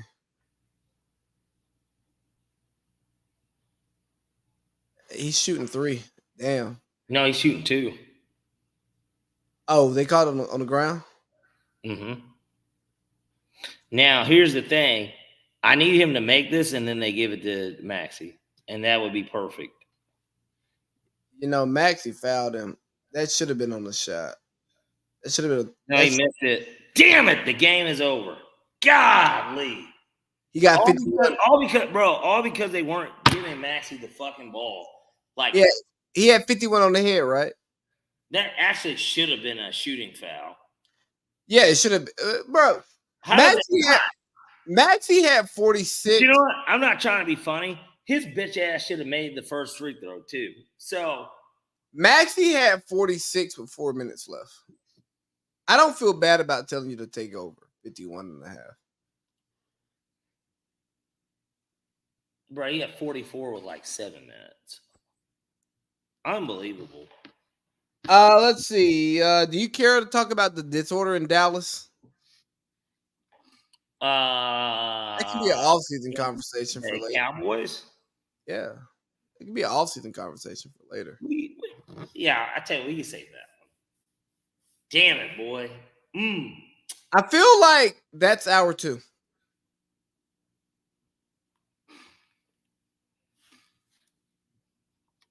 Hey, guys, hour 3. So we got to push through some NBA. We got to push through some a little bit of culture, and I've got to push to the bathroom. Parlay Pete, check your DMs. The All-Stars are there.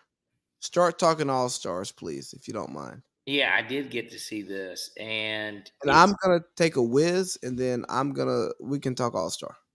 Well, you go Wiz Khalifa, but yeah, I see this All-Star reserves, and I guess we'll go ahead and we'll just get started with the Eastern Conference. And you start talking about the guards. You got Mitchell, Brunson, Brown. I'm sorry, guards. Mitchell, Brunson, Maxey. I don't think anyone can actually be mad about the actual selections for this in reality. How could you be mad? I guess would be my question. And, look, at the end of the day, the NBA is the NBA. And, sorry, guys. I've got some bets that are currently going. I need to make sure I hit them. Oh, there we go. Anywho, we gotta wait. We gotta make sure that it goes through because this is the world of gambling. Okay, so Mitchell, Brunson, Maxey, all deserving. Maxey just put on 51 on the road in a big win, considering the Sixers just lost 6 in a row. Mitchell had, I think, 45 the other night, and then Brunson has just been fucking-tastic. He's been the biggest admiration in the NBA, and when I say the biggest admiration, is A, because the Knicks have him, and the NBA loves that, but then B, because I didn't think that he was worth the money because I think my boy Colin Sexton is a better player. Regardless, he ends up, scoring these points. And all three are really good selections as far as I'm concerned from the guard position. But Trae Young not getting selected is a travesty. And then even when you look at the forwards, you start talking Jaylen Brown, Adebayo, and Randall, but Banchero being the wild card. I think that Banchero should have been selected regardless just because of how well Orlando has played. They tailed off here recently. The Heat might not need to have any All-Stars. And I'd almost have to look up Bam's numbers. And I know that Bam is a force to be reckoned with on the defensive end. Hey, But Parlay Pete, let's be real. There is an agenda against Trae Young, and that's why he's not there. correct, He's he should have been the 27. wild card. He's 27-11. And if you kind of break that down without me looking at the advanced stats,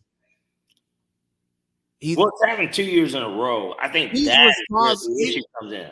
He's responsible for 50 points a game. He's one of the few guys in this league who can make threes from 33 feet like it's nothing.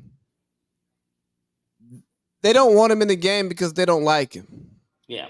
And don't get me wrong, the Hawks are not producing at the level that they are supposed to, but since when does being the best player Have to do with any of that. have to do with just like the only argument you have against Trae Young is wins,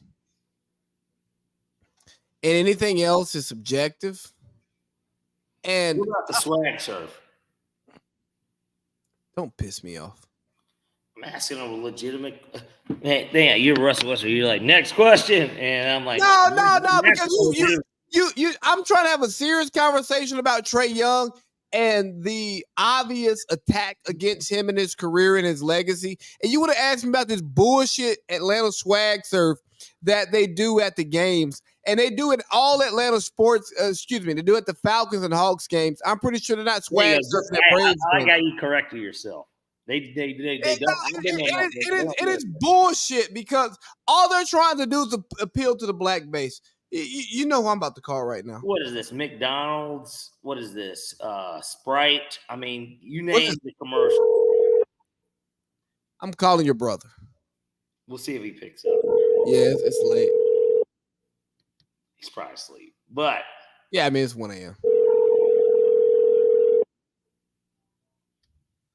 Because I know how he feels about the swag surf. Yeah, he's asleep. But it's bullshit. And what I hate about this for Trae Young is Atlanta is the worst big market in sports.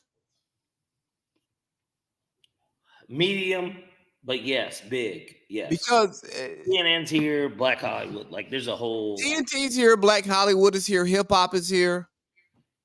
And we have we're a transient city like LA, New York, and all that Delta's stuff. here. I mean, it's the most busiest airport, right? Like we take pride in that. But nobody gives a fuck about Atlanta sports. So oftentimes in the national media, they break it down wrong. The reason why we brought up what Mike Lombardi said about the Falcons in hour one is because finally somebody with a national voice spoke about an Atlanta franchise properly. Well, you know what? The Hawks are a shit show too. You know why the Hawks are a shit show? Because we got a shit ownership group running the franchise. We got rid of one of the best GMs the franchise has seen. Travis Schlink was building that team appropriately. I get it. Cam Reddish didn't pan out. DeAndre Hunter hasn't been what we've wanted him to be. But you know what? Those guys had great draft stock. And the fact that Trae Young is 27-11 and he's not an NBA All-Star is fucking crazy to me. 27-11 in the best basketball league in the world. And you don't get to be an All-Star? I also realized that was a YouTube comment I sent you. Oh, shit, I didn't even read that shit. Makes no sense. AM talk, give me 20. Yeah, but no, it's fucking nuts. Because if Trae Young hadn't gone to an Eastern Conference Finals, I'd say he's good stats, bad team. But he's been on a good team before, and those stats have been the same. And as much as we want to knock players for their teams not being what the fans, the media, the coaches want them to be, you got to look at that front office. And the Hawks front office ran by Landry Shamet, not Landry Shamet, but ran by Landry Fields and Kyle Korver, is not the same front office ran by Travis Slink. And when that team falls off with the team fell off, yeah, with the new front office, blame the front office. Don't punish the players. Because Trae Young, 27-11, that's all NBA shit. The media's not going to vote him in all NBA. He I mean, can't even make the fucking All-Star team. he didn't make the All-Star team. He didn't make the All-Star team because of the media and the player vote. He didn't make the All-Star team because of the coach's vote as a reserve. But if the All-Star game is for the fans, let the fans choose. And if Zaza Pachulia makes the All-Star game as a starter because the fans choose him, fuck it. Let him walk out there. But I think the NBA is trying to do too much to overcorrect the issues they have in their league. And they're punishing the players and the fans. Well, they don't want it to become the Pro Bowl where guys like Scoop, our quarterbacks are playing, 6-7 games. He had 3 touchdown passes and 3 rushing. I don't blame him. But the thing about the NBA is What is the thing? Because somebody's going to always be left off. It's almost like the college football playoff at that point. But here's the thing about the NBA. Think about the NBA is because their All-Star game is in the middle of the season, not at the end of the season. The guys who care, the guys who matter are going to show up. And if you stop putting the All-Star game in places like Salt Lake City and Indiana, you'll really get some people to show up. But that's the point. The point is that you want these lesser markets to have. Fuck them. Fuck them. This is that money. Atlanta should have had an All-Star game since 2002. They're going to count the COVID year when it was supposed to be in New Orleans for the 4th time in 20 years. They're going to count that as one. Hey, Parlay Pete, think about it. The NFL puts the Super Bowl in the best cities, right? Best stadiums. Newest stadiums. They put them in the best cities, and if you have a new stadium, you get to show up. Yeah, because Minnesota won't see another Super Bowl until they open up a new stadium. I disagree. They'll get another one. Their stadium. Awesome. Have you been to Minneapolis?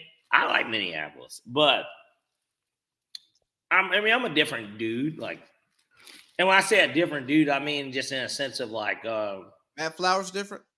No. But not no shot at Matt, but I like I like going to cities like this and being able to see what it is that they offer. Minnesota is great. I think Minnesota is great. Yeah, I'm sure it is. But who the fuck wants to be cold as shit during Super Bowl? Because during February it's snowing. Like the weather's not good. So guess what? New Orleans gets Super Bowls. Miami gets Super Bowls. LA gets Super Bowls. But New Orleans isn't that great either. Atlanta is a better southern place. Miami is not the South. So it's its own thing. Same with Dallas. Those are 2 places that are just their own things in the South. Atlanta should be getting everything that the Superdome gets. And the only reason that they get it is because everyone's we can go on Bourbon Street. Bourbon Street's overrated. And I'm here to say it first. It's an overrated experience. Oh, I get to go out and drink and do that like I do in any other city I go to. Man, that's fucking great. Then let's just throw it in Pensacola, Florida, too. I mean, I'm just saying, there are other places that you can walk around with drinks in your hand. Hell, I do it in Atlanta. So what are we talking about? Hey, bro, how many times have we walked to Falcons games with drinks in our hand and APD? It's hey, what's up? They're like, hey, man, he's like, y'all boys ain't got an extra one, do you? these are the type of things that are going on. And so there's nothing wrong with New Orleans. I do like New Orleans kind of a little as a city. They got good food. Cool. Yeah, shout out to Zion. Fat ass. Atlanta's got more to offer than New Orleans does overall. And that's the truth. And it's an easier destination to fly to. So I don't understand the hype. You know, I don't understand the hype behind having it in places like that. All-Star game is different. I enjoy the idea of the NBA because it's indoors. So, like, I enjoy the idea of the NBA choosing different cities to go to. Hey, you know what? Put it. Nah, fuck all that. Put it. No, but the Green Bay Packers will never see a Super Bowl. Lambeau Field is one of the places that everybody. I've never been to Lambeau. I've never been to Wisconsin. One of the places that everybody says go watch a football game there. It's great. Hell, in the NBA, Madison Square Garden hadn't gotten the All-Star game. And that's a problem. But Madison Square Garden, and I can attest to this, it is one of the best places to watch a basketball game. Like, it is the best, in my opinion. And I haven't been to as many NBA as like NFL. It is the best place I've ever watched a basketball game. It is. Hey, but I get why, like Mike Wilbon and Stephen A., when they do talk about, there is a fucking aura about that place. There actually is, and like, I believe here it's different. Let's put more important games there and not go to Conseco Fieldhouse in Indiana. I've been to Conseco Field. Obviously, you know we do business there. Like I went to Paul George's return game when he was on the Thunder. Me and my dad went. And we had good seats, like great. We were on like the second row. You probably paid $1.50 for those seats too. Yeah, they weren't very expensive. That's the crazy part. But regardless, Indiana Hoosiers, like basketball town, so it makes sense. Like it is a basketball town. Want to hear that bullshit? When my brother played with the Georgia Stars, they played against this team in Indiana that was really fucking good. The Plumleys, if I'm not mistaken, one of them was on that team. But they got to play against them, and Parlay Pay got a question for you. Yeah. Is Darvin Ham's fucking ID card work? Get him out. With LA? Nope. You think he saved his ass tonight out of curiosity? Yeah, he bought himself a week. You think he bought himself a week? He bought himself. What does the team look like after a trade deadline? Does LeBron like the rotation? And here's something I'm tired of. I'm tired of people, Eric Boyd, Joe Boykin, shitting on the LeBron effect. Talking about how he wrecks franchises. So what? He wins championships. Who's your guys' favorite players? I'm curious. I always thought Boyd was a LeBron fan himself. I don't know who Boyd's guy is. I know Boyd's a Kobe guy. Yeah, well, LA, that makes a ton of sense. But like he forgets about the years when the Lakers were trash. Does he forget? Yeah, because LeBron is never on a trash team. Well, my thought is because he's from LA, that he's a Lakers fan. Naturally. He's a Lakers fan, but he's a Lakers fan, not a LeBron fan. He wants the Lakers to be great, not LeBron. He's the defacing the mural as Lakers fan. I'm not mad at him in a sense of like, was I like as excited as I was when they won in the bubble as I was when Kobe won his last one? No, but like I was also a kid when Kobe won his last one. I was headed into senior year of high school. Yeah, a fucking kid. Sure, yeah. But like at the same time, you know, maybe that was the height of basketball Twitter to me. Like, Twitter was nuts back then. Man, I'm telling you, a lot of good conversation will be had in a sense of the troll jobs that everybody would do. It was a lot of stuff going on. Hey, do you think the Lakers are going to be contenders come the end of the year?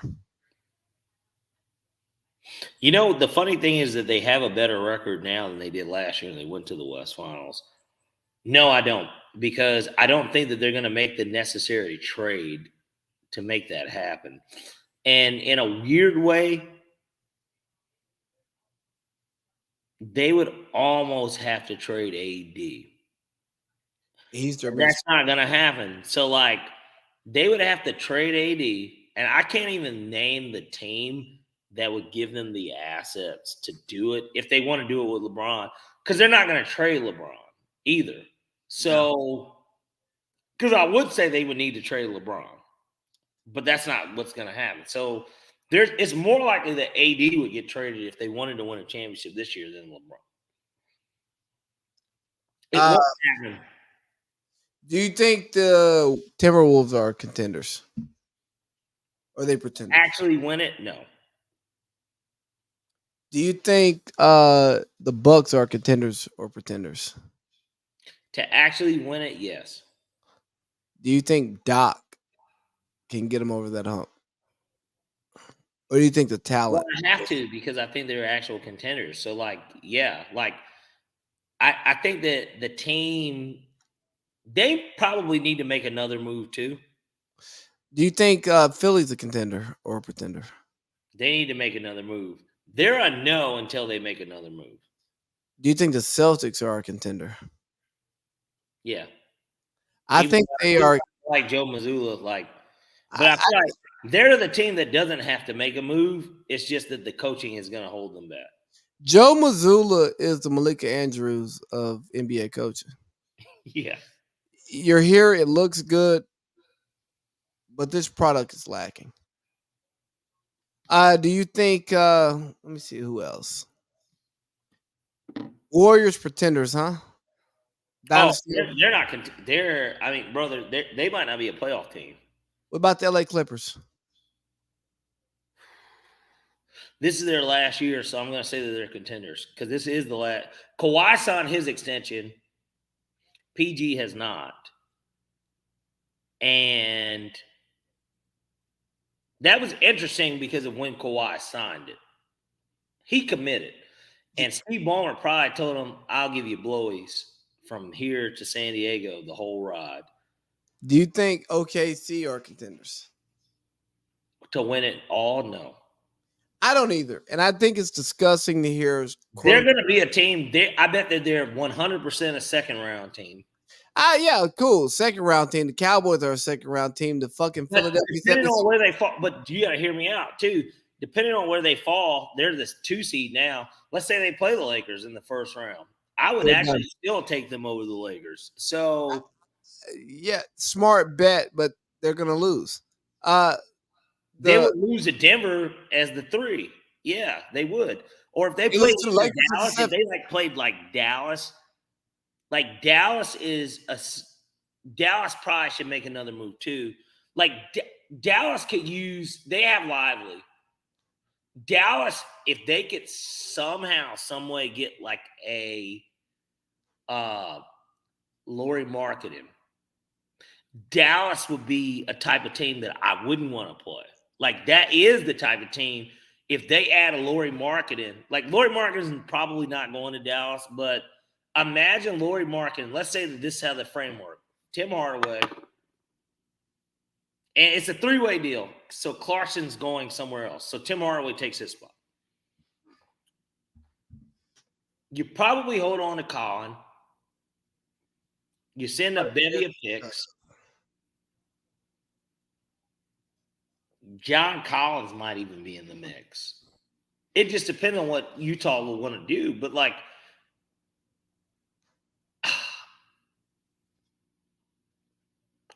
somehow, some way, if a deal would work for Lauri Markkanen to Dallas, that would be a team I wouldn't want to play. Yeah. They'd be good. That's a good big 3. That's a good second round team. I think they could be conference. If everything clicks, why not? Dallas has already been to a conference finals without Phoenix contender. Yeah, absolutely. As much as I badmouthed them, yeah, they're a contender. Thoughts on this 2-day NBA draft they're trying to do?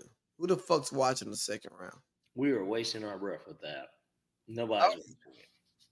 No, I'm not saying it like that. I'm saying just in a sense of it's not happening. Like in terms of them thinking that's a good idea for the league. It's not the NFL. Let's start there. But then B, it's just a bad idea. That's a terrible idea. What are they going to do? The first 10 picks, and then they're going to do the rest of the draft the next day? Like, nobody's going to care. You were at the Hawks-Lakers game. How'd you feel about Quavo and Richard Gage in the music video? I was not at the game. Jay Briggs, shout out to Jay Briggs. Jay Briggs sent it to me, and he said he thought of me. Because he listens to the show, obviously. So he thought of me, and he sent it, and I sent it to you. Okay. I was not at the game. Yeah, I didn't go. I thought you were there swag surfing. No, Briggs sent me that video.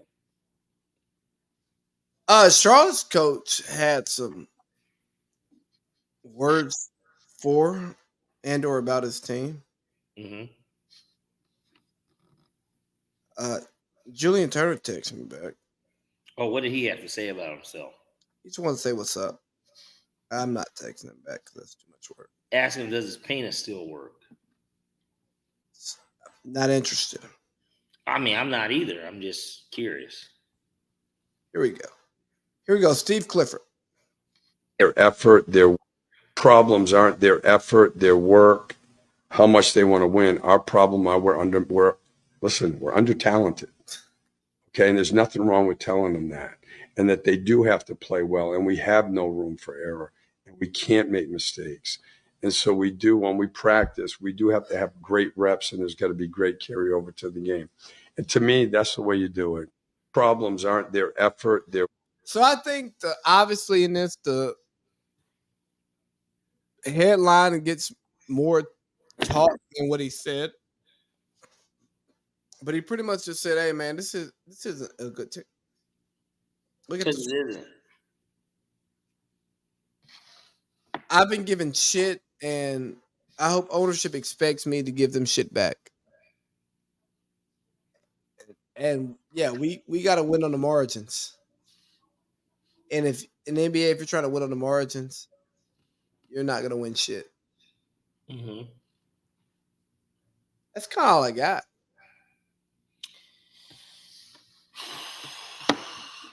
LaMelo Ball is an often injured player. They should probably trade him. Why?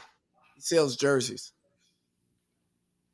Okay, we'll keep doing it then for 4 more years until he leaves in free agency after his deal's up. I mean, trade him. Just trade him. Get as much as you can while you can. And everybody else will say the same thing I'm saying. They'll say, well, he's often injured. But it'll be a team that says, God damn it, if that boy's on the court with this team, we're in a good spot. Problem is them big baller brand shoes them boys was wearing. I'd trade him.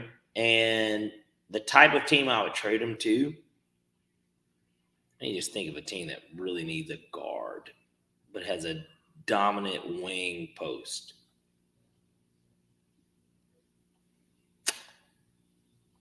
It probably wouldn't work, but you could probably send her a deal around like Desmond Bane and send them in to play with Ja and Jaren Jackson. Who's gonna play defense on the perimeter? Doesn't matter. They don't play defense anyway. So they'd be entertaining. Ja could actually probably play off the ball if he develops more of a three-point shot. It'd be more lethal. Because it depends on how good you think Desmond Bane is. Like, I don't think Desmond Bane is worth $200 million contract, which is what I wouldn't pay it to him. Or maybe send him to Orlando to play with Banchero. Like, hey, or maybe like Jimmy Butler should get traded, right? Like, I know that like that's what Perk said. Perk said Miami should just trade Jimmy Butler. They probably should because they're not going to a championship. So Perk said trade Jimmy Butler and sit and beat for the rest of the year.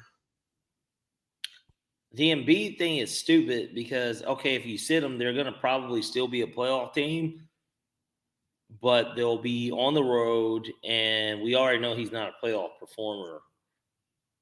So, you know. So you ain't rocking with Big Perk? Not on that. know. You know what? Perk said he wanted to get into coaching in front office. I tell you what, the longer you stay at ESPN, the further away you'll get from that. Ask Mark Jackson. Let me look. I'm looking at NBA teams, and let me just see. Send him to San Antonio. Send like LaMelo to San Antonio and get Vasil in the deal, and put him with Wemby. That could be something potentially down the I line. mean, that would be the resurgence of San Antonio. It'll make me want to watch him because Wemby does not get me to a TV like that. Or you could do a deal with Chicago. Who gives a fuck about Chicago? They suck. I know. It feels like in a place like Cleveland that Donovan Mitchell will eventually be gone. Not that they would trade Mitchell, but maybe you could just say, well, let's get Garland out. I mean, it's South. He's injured now, too. Houston could use a LaMelo ball. Send Jalen Green. Jalen Green's been cooking recently, but he's super inconsistent. Like, well, Drea does. I don't think Drea wants to go to Charlotte. That bitch Drea will go wherever the money is. And I'm not mad at her because look, I wish I had enough to be there with her. But let's talk a little bit of culture. Are we about to start hour 3? No, I don't know if you did it yet, but I know we're going way over anyway. Yeah, I think I started hour 3 if I didn't. Oh, Mr. Turner did call me back, but I was on Do Not Disturb. Oh well. He'll get another show. Let me see. Let's start. Let me find some of my culture. Problems aren't there. No, I don't care about that. Here we go. Michael Jordan. That she just mentioned was selfish. I think we all are selfish in some respect because to be successful, you have to have a tunnel vision about how you perceive yourself. Either you're going to deal with certain things, you're not going to deal with certain things. That day that you don't want to hang out with people, you're going to do things that you're going to work out on your own. You're selfish in your own right. Every successful person has to be. That's the only way you're going to get the tunnel vision to be successful. Now, how you channel that selfishness in our game, the team sport, you have to give up some of it, but we still have it because we have individual goals that we try to meet. They have to maintain it because they don't have anybody else that they got to rely upon. So selfish plays a big part in all successful athletes or business because you have to have the focus to make sure you do what you have to do. You don't care about anybody else to that degree so that you can be successful. That she just mentioned. All right, man. So Michael Jordan said you got to be selfish to be successful. But we live in a world where they talk about work-life balance. Do you agree with social media world or do you agree with Michael Jordan? I agree with Michael Jordan. And the reason why I say that is that because, like he said, from a business standpoint, everybody's life is a business, whether they want to think about it like that or not. The reality of it is this. If your business, let's say that you're running a company and you're in a pinch or like anything that can be negative to a company, you're not necessarily just looking at the people. That is a part of it for sure. But at the same time, you got to look out for your own ass. If something were to go wrong with Loader Express, it would be my ass as well. Like, it's not like, yeah, okay, I do my gambling. Like, I win some money doing that, whatever. But like, it's not like I certainly, maybe 3 years ago, I could have easily just depended on living off of like my gambling because I did. I could most definitely could have done that. But like at the end of the day, that's my bread and butter, baby. Like that's my job. This is my job. Like it's other people's jobs.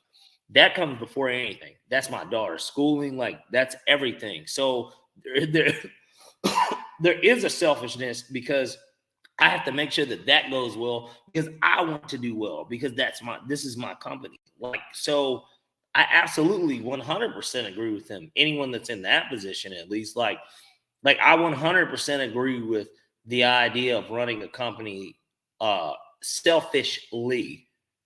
It is about other people because without them, you can't have it. It's one and the same. It's just like the Belichick Brady thing. You need the coaches, but you need the player. And so I 100% would agree with him from the business standpoint of because was that the point of his conversation that you run a business selfishly? I mean, I think it gets more so into like your personal life, right? But wait, but was that what he was saying? It was about business, right? You say about business and basketball, like to be successful, you have to be selfish, and So you have to be. I don't know about how the NBA works in terms of them on the floor. There probably is a little bit of No. I mean, like you have to, because he talked about conceding certain stuff. I think he's talking on the about. floor as a player, or is he talking about as an owner and GM? I think he's talking about as a human being. If you want to be the best player in the NBA, you have to be selfish.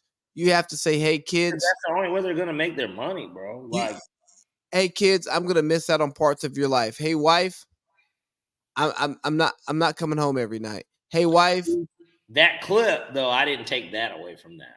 no, and I I didn't think don't that mean I'm was- not coming home every night on some wild shit. I mean, No, I'm a, I'm just saying I didn't think that that's what he was talking about from the clip that I just heard.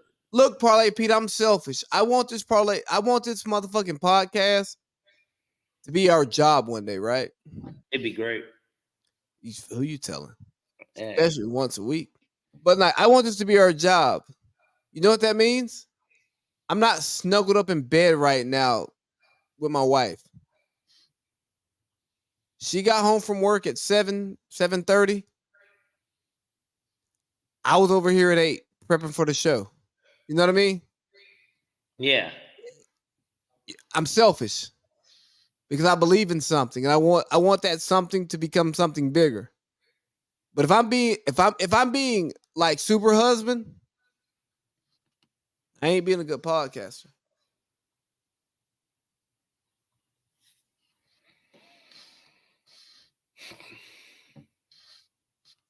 That would be true. I mean, like I said, I would have to know the context he was speaking on. It sounded like he was talking more about the business of it.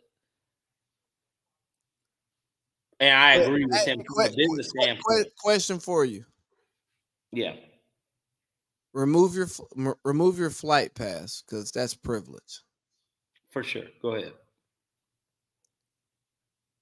You got to go to New York for Valentine's Day, or you got to go to LA to close a deal for another contract. What are you doing?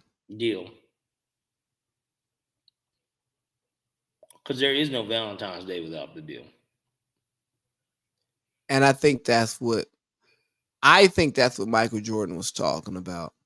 Because I think there are people in this world who don't value the finances and the lifestyle because they don't fucking pay for it. And those people think that the time spent is super important. And it is. It absolutely is. But understand that when I'm missing time, It's not because I want to. it's because I'm creating space for more time. I'm creating, you know what I mean? Like, dog. Yeah, I can sit up under here with you right now. We can sit here and talk. We can cuddle. We can fucking knock boots. We can rub feet. We can do all that nice, fun, I love you shit.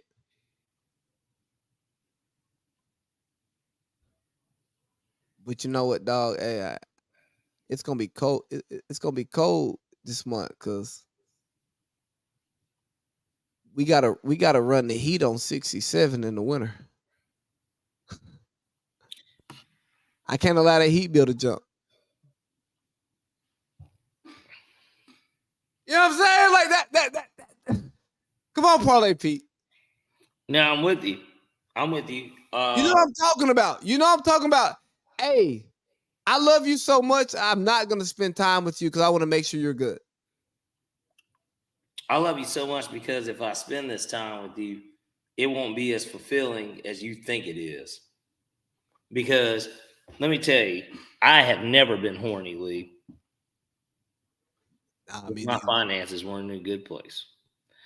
And it doesn't mean that my finances aren't in a good place if I skip out on making more money. It's because I want more money. I need more money. I'm trying to do as much as I can to get more money. I could be straight. I could have $250,000 sitting in a savings account.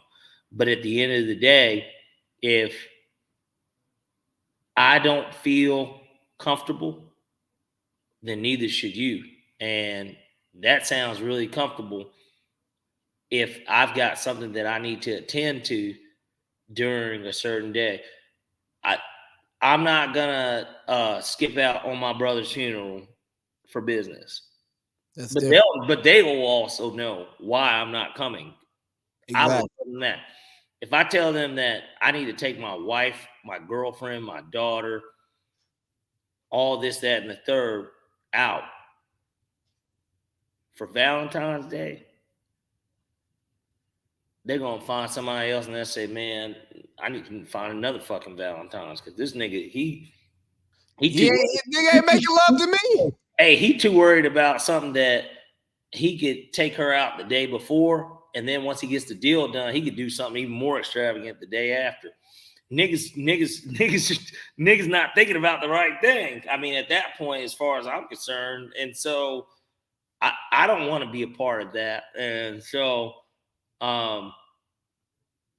yeah, man, I absolutely will, because if I tell you what, if a pay and a holiday is what makes you motherfuckers bro, I don't even celebrate my birthday like that. And so, like, Well, I don't even celebrate. little shit like that. But think about it this way: birthdays, like, nigga, if I hit the lottery tonight for $500 million, nigga, my birthday was today.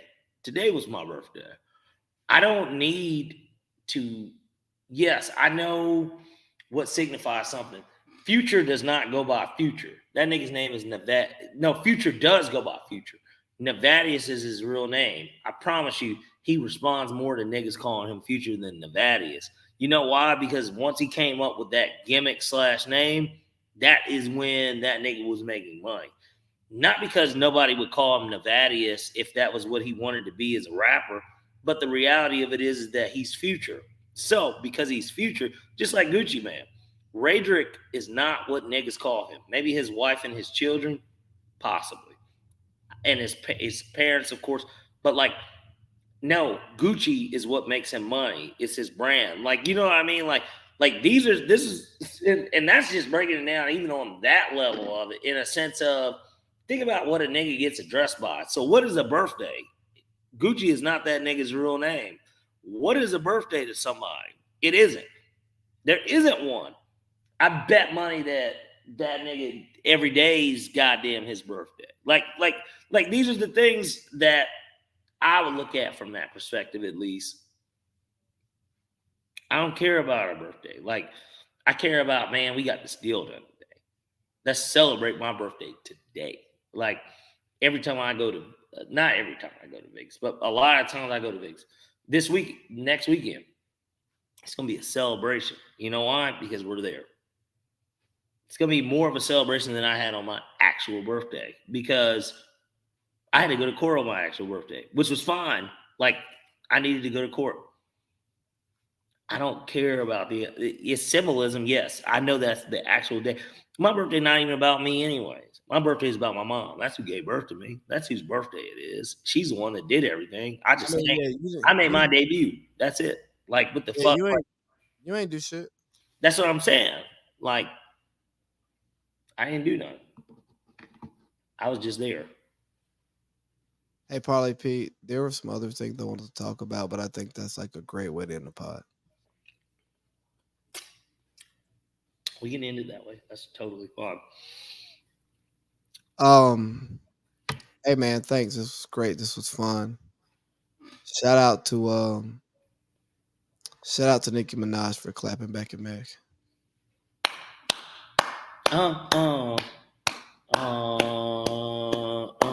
With her and the baby. I just know if either one of them want to clap back, I'd be in the congregation. Hold on. I feel like you should end the podcast on this. Let me see. This. Real hot girl shit.